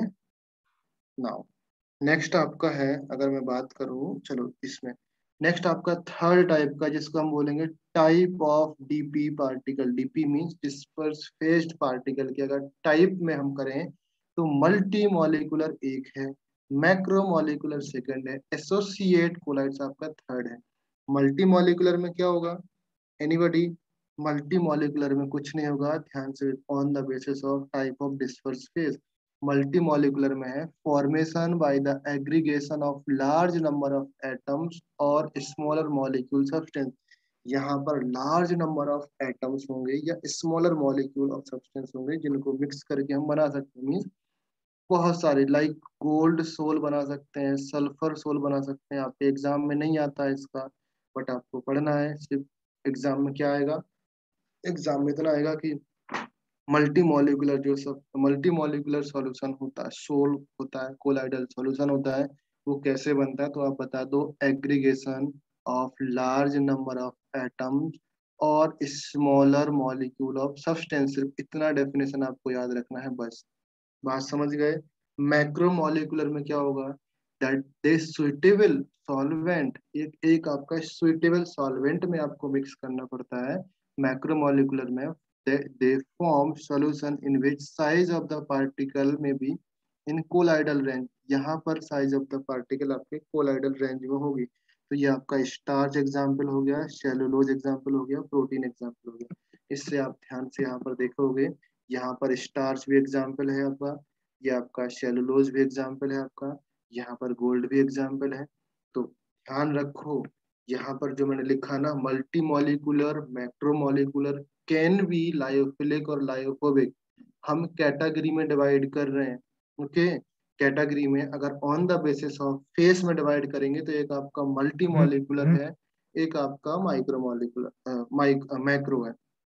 यहाँ पर multi molecular means S8, S8 आपका एक सिंगल है, S8 S8 S8 S8, इस टाइप के बहुत सारे S8 मिल करके बनाएंगे, सिमिलरली यहाँ पर AU इस टाइप से बनाएंगे। ओके, तो ये आपको याद रखना बस। ओके, ज्यादा कुछ खास है नहीं इसमें।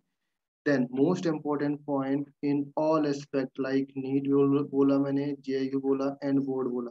नीट JU तो very very important. After the मैंने जो टेबल बनवाया था सोल वाला, उसके बाद इसका नाम क्या है? These are the substances which behave as a normal electrolyte. ये सब्सटेंसेस आपके नॉर्मल इलेक्ट्रोलाइट की तरह बिहेव करेंगे। Okay, at very low concentration but get associated at the higher concentration। मतलब at very low concentration पर ये बिहेव, चलो ठीक है, यहाँ पर लिखा कुछ, एक बार रीड करूं। These are the substances which behave as a normal electrolyte at low concentration। अच्छा, लो कंसंट्रेशन पर नॉर्मल इलेक्ट्रोलाइट की तरह बिहेव करेंगे, but get associated at the higher concentration. Associated मतलब एक साथ मिक्स हो जाते हैं। अभी मैं आपको जस्ट 2 सेकंड बाद बताऊंगा कैसे एसोसिएट होते हैं। Okay, behave as a colloidal solution. These associated particle known as micelle. Board noted that down. Board में क्वेश्चन आता है, इवन नीट में भी क्वेश्चन आया, what are the micelle. Micelle क्या होते हैं? एसोसिएटेड पार्टिकल्स होते हैं। किसके होते हैं? एसोसिएटेड कोलाइड के। बताता हूँ, एक सेकंड रुको। एसोसिएटेड कोलाइड समझ में आया all of you? Associated colloid में बेसिकली क्या होंगे बेटा, देखो मैं आपको बता रहा हूँ। फॉर एग्जाम्पल, चलो आपको वीडियो से बताऊंगा। ओके, एक वीडियो। एसोसिएटेड जो मिसल्स हैं, एसोसिएटेड मिसल्स में जो डिस्पर्स पार्टिकल है when added to the suitable solvent, एक सुइटेबल सॉल्वेंट में हमने ऐड किया, तो they behave as a strong electrolyte when particle are a small amount. Particle आपके स्मॉल अमाउंट में होंगे तो वो आपके स्ट्रॉन्ग इलेक्ट्रोलाइट की तरह काम करेंगे। अगर यहाँ पर देखो क्रिटिकल मिशेल कंसंट्रेशन, जिसमें हम बोले थे अभी कंसंट्रेशन की बात आती है, ये point very very important. What is the critical micelle concentration? देखो, क्रिटिकल मिशेल कंसंट्रेशन वो कंसंट्रेशन है जहां पर डीपी पार्टिकल, जो disperse phase particle are added and they are pull inside the bulk of the solvent and start associating and aggregating. Technical definition है, आपको समझ में नहीं आएगा, मैंने आप इस तरीके से समझो। सपोज एक बहुत सारे पार्टिकल्स हैं। ओके, बहुत सारे पार्टिकल्स हैं, इसको मैं इसमें आपने क्या किया? डिसॉल्व किया। जब पार्टिकल इसमें डिसॉल्व हो जाएंगे तो उनकी टेंडेंसी होगी, हमने क्या बोला, लायोफिलिक और लायोफोबिक होंगे एक टाइप के। लायोफिलिक और लायोफोबिक होंगे, मतलब उनका नेचर इस तरीके से होगा कि उस सब्सटेंस और सॉल्वेंट के लिए वो सुइटेबल है या नहीं। ओके, अगर सुइटेबल है तो अलग टाइप के होंगे, सुइटेबल नहीं है तो अलग टाइप के। तो यहाँ पर मैं बोल रहा हूँ कि जो आपके ये पार्टिकल्स होते हैं, ये फिगर थोड़ा सा गलत बना दिया मैंने, इस फिगर को नोट मत करना अभी।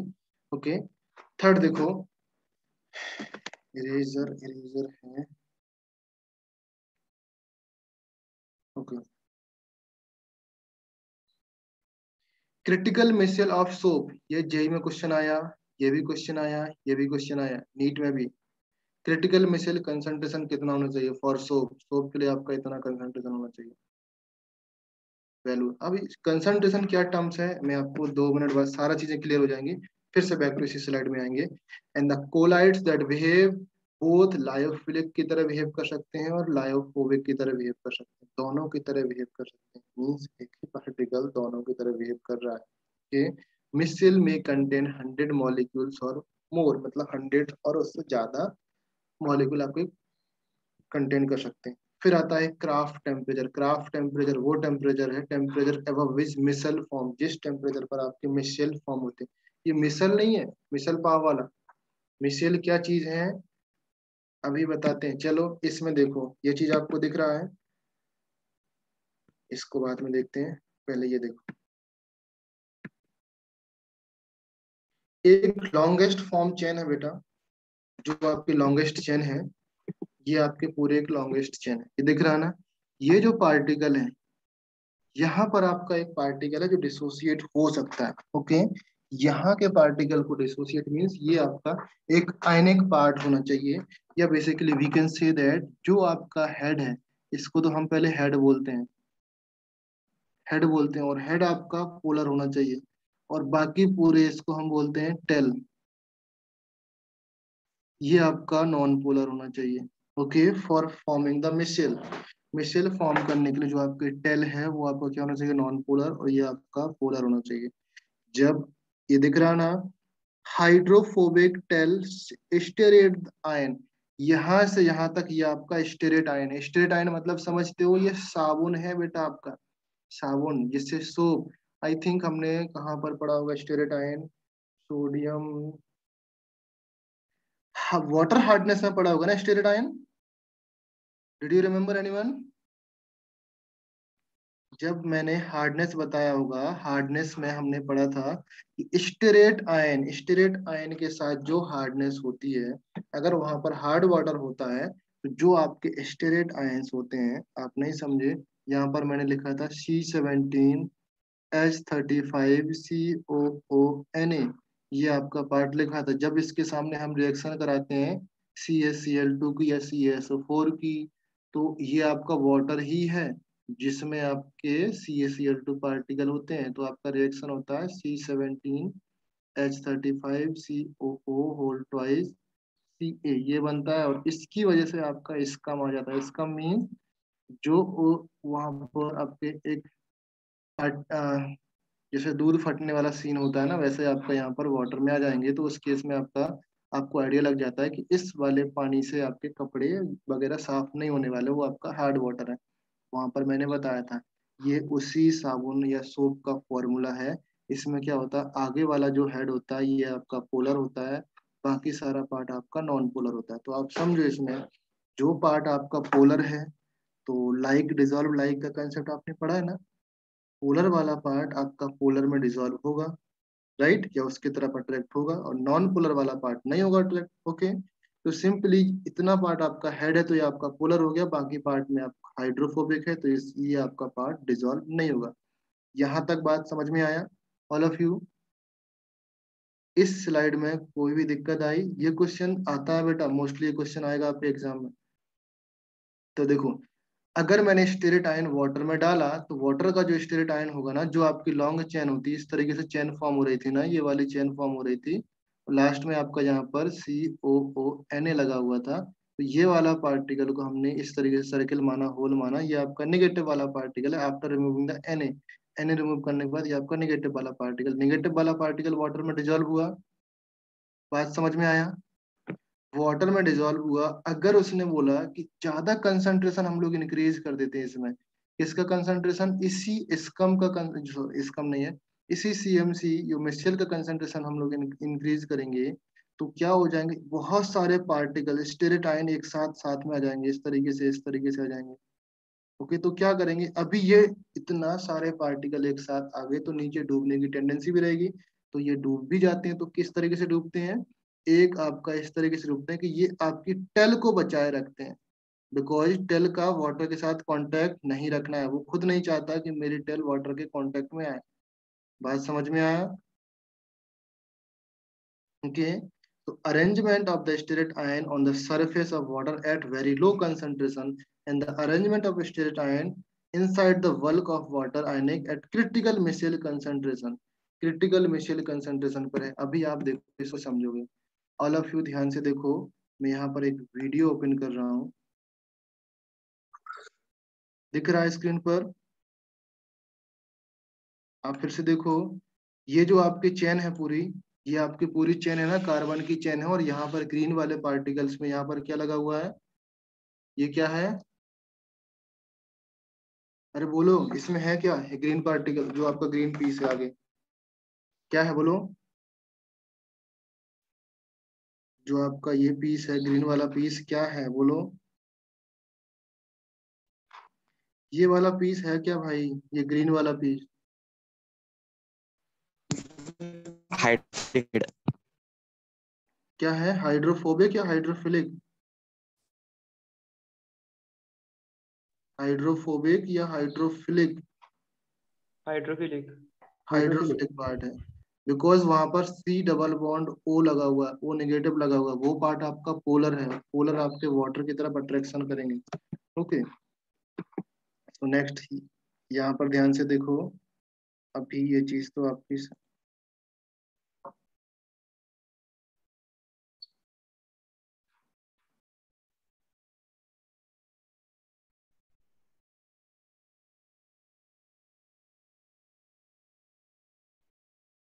ओके, अभी ध्यान से देखो, ये वाला पोर्शन आपको दिख गया, ये आपकी पूरी चेन है, और इस चेन को मैंने शॉर्ट फॉर्मेट में इस तरीके से शो किया। तो ये आपका वाटर पार्टिकल है, ये वाटर है। वाटर में जब आपको ये डिजोल्व करेंगे तो इस तरीके से डिजोल्व होंगे कि जो आपका हाइड्रोफोबिक वाला पार्ट है वो टॉप में रहेगा और हाइड्रोफिलिक वाला पार्ट आपका नीचे जाएगा। तो दिख रहे हैं सारे हाइड्रोफोबिक, जो टेल वाला पोर्शन है वो आपका ऊपर आ गया, बाकी चीजें आपकी नीचे पहुंच गई। Did you understand? यहाँ तक बात समझ में आया सबको? वीडियो देख के कुछ विजुलाइज हुआ? Yes sir. Okay. Yes. Hydrophobic वाला पार्ट आपका बाहर रहा और फिलिक वाला पार्ट वाटर के अंदर रहा। फोबिक वाला पार्ट इसलिए बिकॉज वो वाटर के साथ अट्रैक्शन नहीं शो कर रहा। ओके, यहाँ तक समझ में आ जाना चाहिए। फिर क्या होता है, अगर इसका कंसंट्रेशन बहुत ज्यादा बढ़ाया जाए, हमने कंसंट्रेशन ज्यादा किया तो एक स्कम फॉर्म होता है। स्कम क्या है, ये देखो, स्कम इस तरीके से फॉर्म होता है कि टेल वाला पोर्शन आपका इनसाइड द स्कम रहता है। आपको दिख रहा है ना, एक फुटबॉल टाइप बॉल दिख गई, फुटबॉल दिख रही ना सारे। तो क्या होता है, जो टेल वाले पोर्शन पर जो वाटर का पोर्शन है, वाटर आपके अंदर तक नहीं जा पाता, बिकॉज उसको अपनी टेल को बचा के रखना है वाटर से। बात समझ में आया? तो ये पोर्शन आपके स्कम बोलते हैं। ये सारे आपके फुटबॉल फुटबॉल दिख रहे हैं ना, ग्रीन कलर का एक पूरा पोर्शन दिख रहा है ना एक बल्क में, इसको हम बोलते हैं मिसेल। मिसेल समझ गए? ये पोर्शन मिसेल है। एक इस तरीके से मिसेल बनाएंगे कि आपका फुटबॉल टाइप पोर्शन आपका फॉलो रहेगा। ओके, इधर पे चलो, थोड़ा सा आगे था, ये आपका बनेगा। ओके, मिसेल फॉर्म हुआ।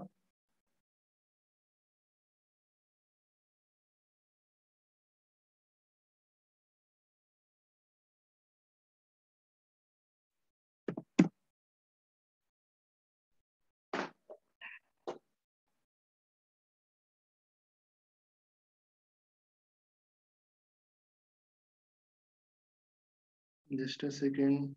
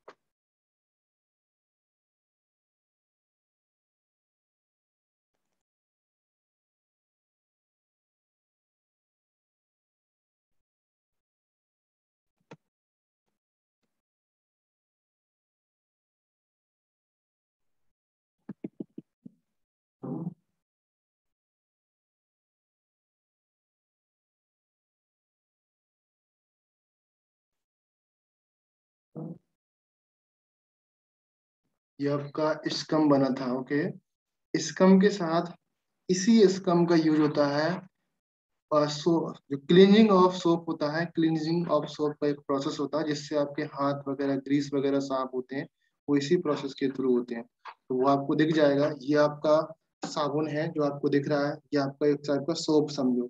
सोप में ये आपकी चेन लगी हुई है। ओके, आप वाटर है आपके सामने, आपके हाथ में ग्रीस है, या किसी वाटर में इस, हाँ, ग्लास में ये आपका ग्रीस के पार्टिकल्स या कुछ ऑयल के पार्टिकल्स हैं।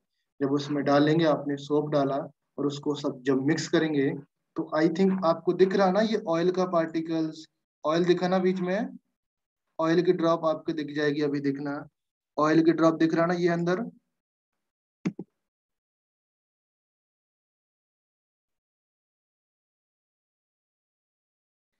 ये आपके पार्टिकल्स गए। ओके,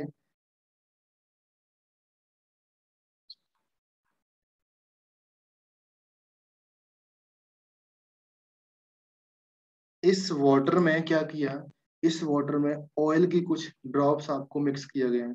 ऑयल ड्रॉप मिक्स की गई है। ऑयल ड्रॉप मींस ऑयल और वाटर कौन से टाइप का सॉल्यूशन है, कौन से टाइप का कोलाइडल सॉल्यूशन है? ऑयल एंड वाटर कौन से टाइप का कोलाइडल सॉल्यूशन है? लायोफिलिक और लायोफोबिक? Lyophobic. लायोफोबिक। वो मिक्स नहीं होती ना। जैसे जब आपके हाथ में ग्रीस लग जाता है तो ग्रीस से, या कोई ऑयल लग जाता है तो उसको जब हाथ आप साफ करते हो तो क्या वो साफ होता है क्या आपका हाथ नॉर्मल वाटर से? नहीं होता ना, बिकॉज वो एक दूसरे को मिक्स नहीं कर पाते हैं। तो क्या होता है, उसको साफ करने के लिए आपको साबुन या कुछ हैंड वॉश लगाना पड़ता है ना।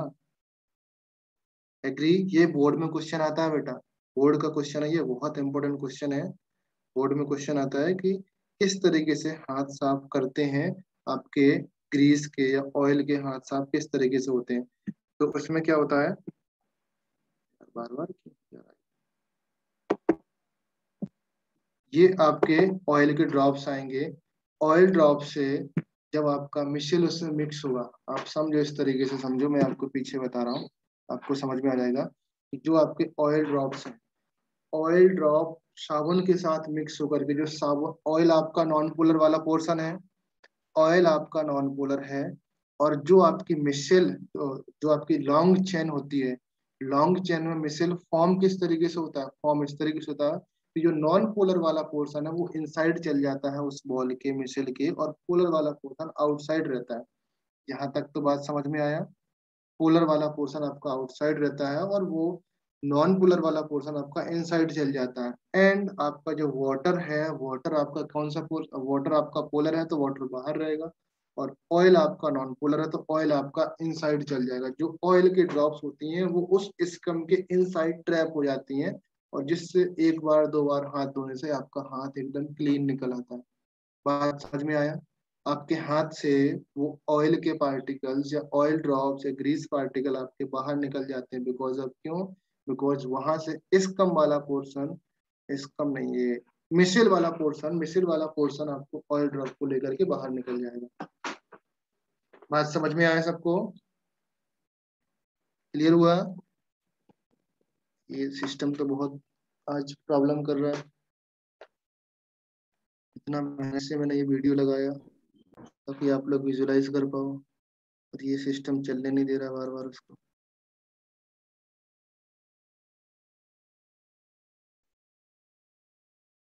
चलो,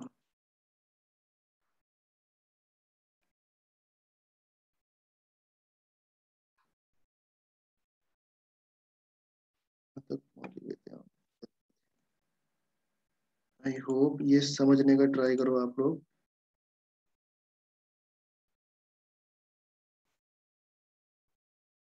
एक बार देखो, लास्ट है ये, इसके बाद मैं आगे चलता हूँ, बताता हूँ। ये आपका पोर्शन है, ग्रीन वाला फोबिक फिलिक है, येलो वाला आपका फोबिक है। जब आपके ऑयल ड्रॉप में मिक्स कर रहे हैं इस वाटर में, स्क्रीन आपके नहीं दिख रहा। सर स्क्रीन नहीं दिख रहा। स्क्रीन में दिख रही है यार, पूरा वीडियो चल रहा है यार, ये तो।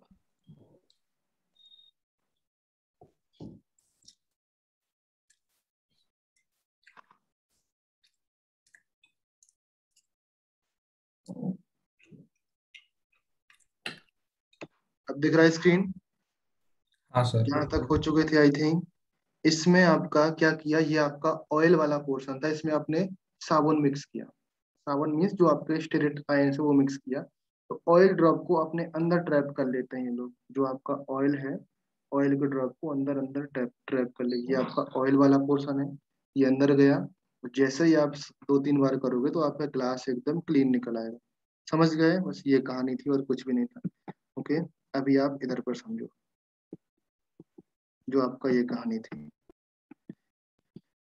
मैंने ये पोर्शन बताया था कि जो क्राफ्ट टेम्परेचर क्या है, क्राफ्ट टेम्परेचर जो एट टेम्परेचर जब आपका मिसाइल फॉर्म होता है, ओके, वो उसके ऊपर का टेम्परेचर आपका क्राफ्ट टेम्परेचर जाएगा। ओके, ये जो पोर्शन आप समझ गए, ये पोर्शन आपका क्या हो जाएगा, फिलिक वाला पोर्शन, ये आपका हाइड्रोफोबिक वाला पोर्शन। फिर मैंने बताया था आपने वाटर में मिक्स किया तो ये आपके पोर्शन ऊपर रहते हैं, और ये आपका निगेटिव वाला पोर्शन आपका नीचे जाता है वाटर में। इसकम किस तरीके से फॉर्म होता है, ये नेगेटिव वाला पोर्शन आपका बाहर रहता है, और जो चेन फॉर्म होती है वो अंदर रहती है। जब आपकी क्लींजिंग प्रॉपर्टीज होती है तो ऑयल ड्रॉप आपके यहाँ पर फंस जाती है। बात समझ में आया? तो वहां से आपका हाथ साफ हो जाते हैं। क्लियर है? नाउ ये जो पोर्शन जो बताने वाला हूँ, ये जो पोर्शन पोर्शन आपके एनसीईआरटी में आई थिंक नहीं होने वाला, ओके, बट जेई में क्वेश्चन आया हुआ है और नीट में भी एक क्वेश्चन आया हुआ है। ओके, नीट में आई थिंक एक ही क्वेश्चन आया हुआ है, उसमें यह था कि कौन कौन से हाइड्रोफोबिक पार्ट हो सकते हैं। मींस एक तो आपका C O O, sorry hydrophilic वाले पार्ट, एक तो आपका COO जो मैंने अभी बता दिया, SO3 नेगेटिव हो सकता है, ये भी हो सकता है, ये भी हो सकता है। तो ये आपको जस्ट याद कर लेना है कि COO नेगेटिव के साथ में लॉन्ग चेन तो होगा आपका। तो साथ में सी डबल ओ के साथ में हम ये भी लगा सकते हैं, ये भी लगा सकते हैं, ये भी लगा सकते हैं। Is that clear? सिर्फ आपको नेम याद रखना है। हाइड्रोफोबिक वाले पार्ट का आपका लॉन्ग चेन होगा, वो आपको पता है। हाइड्रोफिलिक के लिए कौन सा लगाना चाहिए, 1 2 3 4 आपके सामने एग्जाम्पल दिए। ये वाला पार्ट आपका एनसीईआरटी में कहीं नहीं दिया है, बट जेई में क्वेश्चन 2019 में आया था क्वेश्चन इसके ऊपर। जो आपका लिखा सरफेक्टेंट क्या होता है, surfactant preferentially adsorb the interface like air water, oil water and solid water interface. ये आपका सरफेक्टेंट होता है। सरफेक्टेंट आपके 3 कैटेगरी में डिवाइड किए जाते हैं। एनसीईआरटी में नहीं मिलेगा, बट जेई में क्वेश्चन आया है, ऑप्शनल है अगर आपको पढ़ना है तो। मैं बात कर रहा हूँ जेई एडवांस वालों के लिए, जिनको मेंस देना है वो नहीं भी पढ़ सकते हैं, बिकॉज चांसेस कम है इसके इस बार आने के। ओके, 3 टाइप के होते हैं। एक आपका होता है कैटायनिक सरफेक्टेंट। कैटायनिक सरफेक्टेंट में आपका एक कैट पॉजिटिव चार्ज होगा, ये नेगेटिव चार्ज आपका अलग हो जाता है। नेगेटिव चार्ज आपका हाइड्रोफिलिक वाला पार्ट है, ये आपका हाइड्रोफोबिक वाला एंड है। ओके, कैटायनिक सरफेक्टेंट में समझ रहे हो ना? अभी हमने एनायनिक सरफेक्टेंट देखा था ना, इसमें ये वाला पार्ट आपका क्या था, हाइड्रोफिलिक पोर्शन था, राइट? और इसके पीछे चेन लगी रही थी, वो आपकी हाइड्रोफोबिक थी। यहाँ पर देखो ये वाला पोर्शन क्या है, हाइड्रोफोबिक है, राइट? ये वाला पोर्शन हाइड्रोफिलिक एंड है। क्लियर है ना? तो ये वाला यहाँ पर लिखा है such substances on ionisation give cation having the hydrophobic and hydrophilic group. एक आपका हाइड्रोफोबिक ग्रुप मिलेगा, एक आपका हाइड्रोफिलिक ग्रुप मिलेगा। ओके, तो ये आपको आइडिया होना चाहिए। इस ये आपके एग्जाम्पल लिखे हुए हैं, 2 एग्जाम्पल याद कर लो, काफी है। फिर आपका आता है एनायनिक सरफेक्टेंट। फिर आपका आता है non ionic surfactant. Anionic surfactant का एग्जाम्पल आपने पढ़ा है, जो हमने बताया अभी। ये एनायनिक सरफेक्टेंट का एग्जाम्पल है, जो आपका सोप का एग्जाम्पल दिया ना मैंने, वो आपका एनायनिक सरफेक्टेंट का एग्जाम्पल है। ये पोर्शन आपका नेगेटिव होगा, ये पोर्शन आपका पॉजिटिव होगा। तो अगर सरफेक्टेंट वर्ड यूज हुआ है आपके एग्जाम में, तो आप समझ जाना, नीट वाले स्पेशली बोल रहा हूँ मैं, आप ये समझना है कि वो एनायनिक सरफेक्टेंट की बात कर रहा है, बिकॉज कैटायनिक के बारे में बताया नहीं गया, नॉन आयनिक के बारे में भी नहीं बताया गया। ओके, अगर उसमें कैटायनिक, एनायनिक, नॉन आयनिक की बात करेंगे, तो ये आपको एग्जाम्पल बार याद करना, और कुछ भी नहीं, ओनली एग्जाम्पल। एग्जाम्पल में क्या होता है, एक आपका नेगेटिव पोर्शन है, एक आपका पॉजिटिव पोर्शन है, कौन सा आपका हाइड्रोफिलिक होगा, कौन सा आपका हाइड्रोफोबिक होगा, बस इतना ही याद करना, उससे ज्यादा नहीं पढ़ना, कहीं पर भी रिसर्च मत करने लग बैठ जाना। हाइड्रोफोबिक वाला पोर्शन कौन है, हाइड्रोफिलिक वाला पोर्शन कौन है। अगर ये सामने लिखा है, इसमें आपको हाइड्रोफोबिक और फिलिक निकाल लाना चाहिए। अगर आपके पीछे पीछे वाले में आपको मैंने ये इसमें बोला, ये आपके सामने लिखा था, इसमें हाइड्रोफिलिक फोबिक आइडिया होना चाहिए, इसमें आपका हाइड्रोफिलिक फोबिक आइडिया होना चाहिए, इसमें आपका हाइड्रोफिलिक और फोबिक आइडिया होना चाहिए। याद कर लोगे इतना। लाइक डिजल्व, लाइक का कंसेप्ट लगाना, जो आपका पॉजिटिव है चार्ज आता है तो वाटर में डिजल्व होता है, नहीं आता तो नहीं होगा। तो वो आपको कंसेप्ट लगाना पड़ेगा, और कुछ भी नहीं है इसमें। ओके, ज्यादा डिटेल्स में नहीं पढ़ना। Cleansing of soap, cleansing of soap जो मैंने अभी बताया, क्लींजिंग एक्शन ऑफ सोप, जो भी वीडियो दिखाया था, ग्लास का वाटर ड्रॉप में कैप हो जाना, कैप्चर हो जाना, वही एक्शन होता है। The cleansing action of soap due to the fact that soap molecule form micelle around the oil droplets. Is it clear?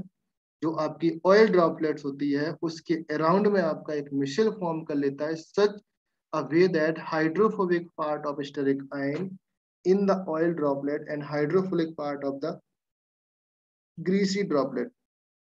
Hydrophobic वाला पार्ट आपका अंदर पहुंच जाता है, इस तरीके से रहता है, और यहाँ पर आपके ऑयल ड्रॉप्स लगे रहते हैं। बात समझ में आया?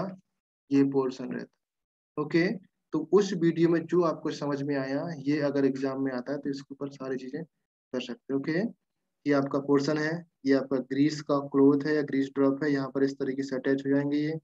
ओके, और ये आपका पूरा पोर्शन मिसिल फॉर्म होकर निकल जाएगा। बात समझ गए? Now method of preparation of colloid. Time हुआ क्या? अभी time. Method of preparation of colloid. Colloid को प्रिपेयर करने के लिए कौन कौन से मेथड्स होते हैं? नंबर 1 मेथड है lyophilic sol, that prepared by simply warming. मैंने बताया था ना, लायोफिलिक के लिए सिंपल इजिली प्रिपेयर कर सकते हैं। Did you remember? अभी जस्ट मैंने पहले बताया था, लायोफिलिक को हम इजिली प्रिपेयर कर सकते हैं।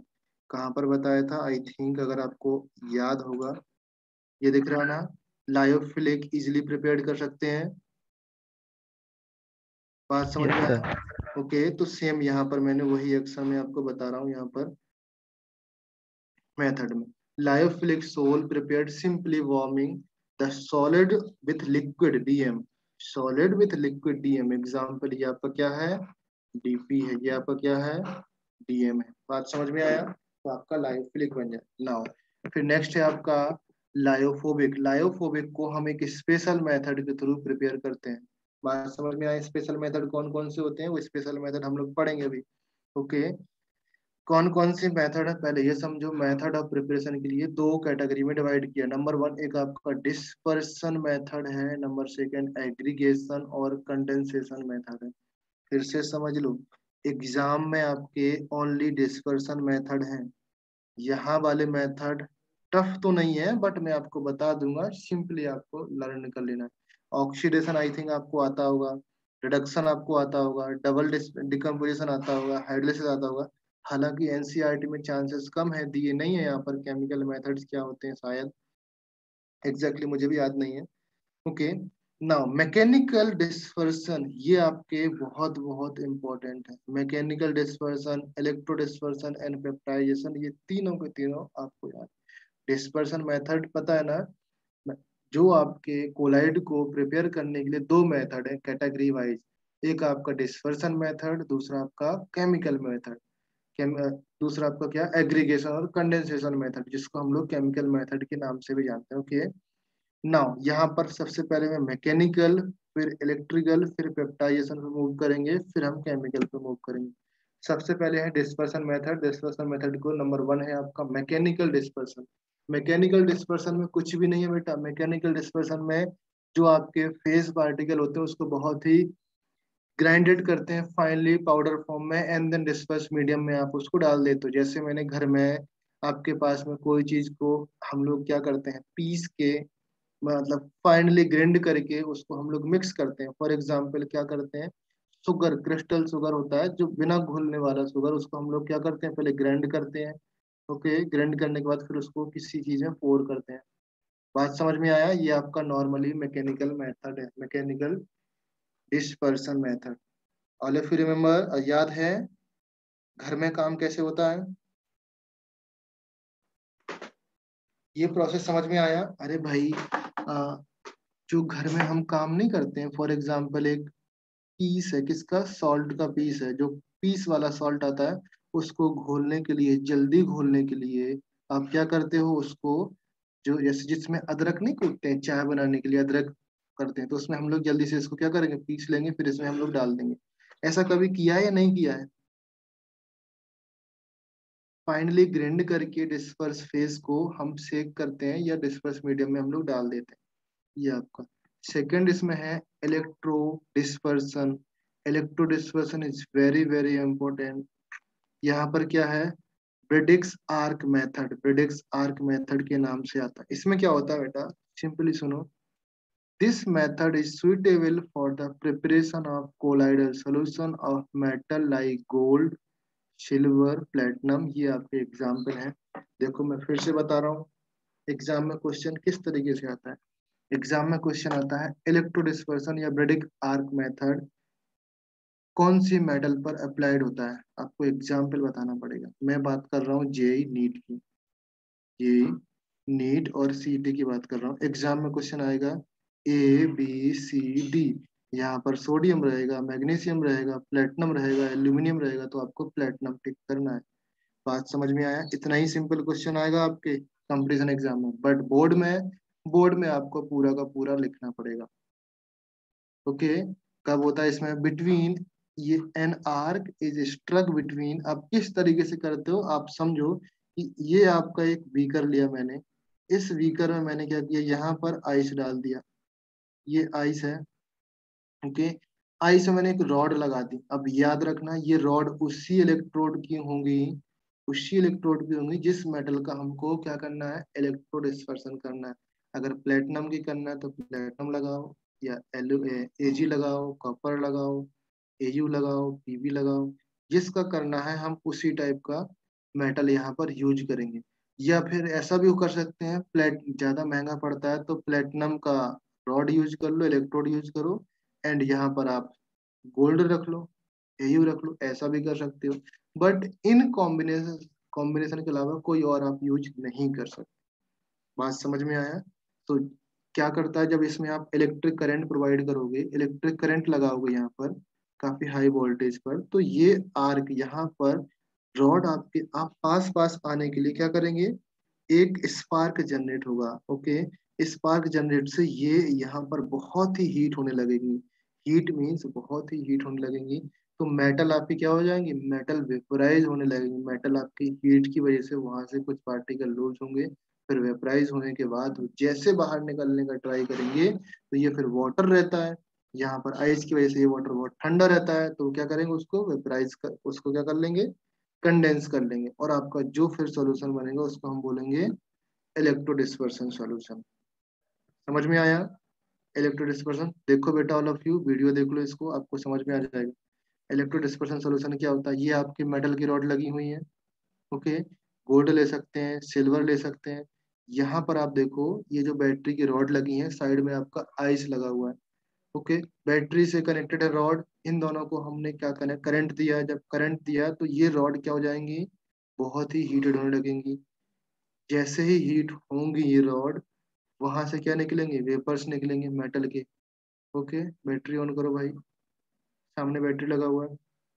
ओके, ओके, इस बैटरी से करंट पास आएगा, ये रॉड आपकी करंट जनरेट हुआ, एंड यहाँ से आपका क्या निकला, मेटल आपके क्या ना गल, तो ये जो पोर्शन निकला इसकी वजह से आपका वाटर आपका ठंडा है, वाटर ठंडा होने की वजह से ये आपका सॉल्यूशन बन जाए।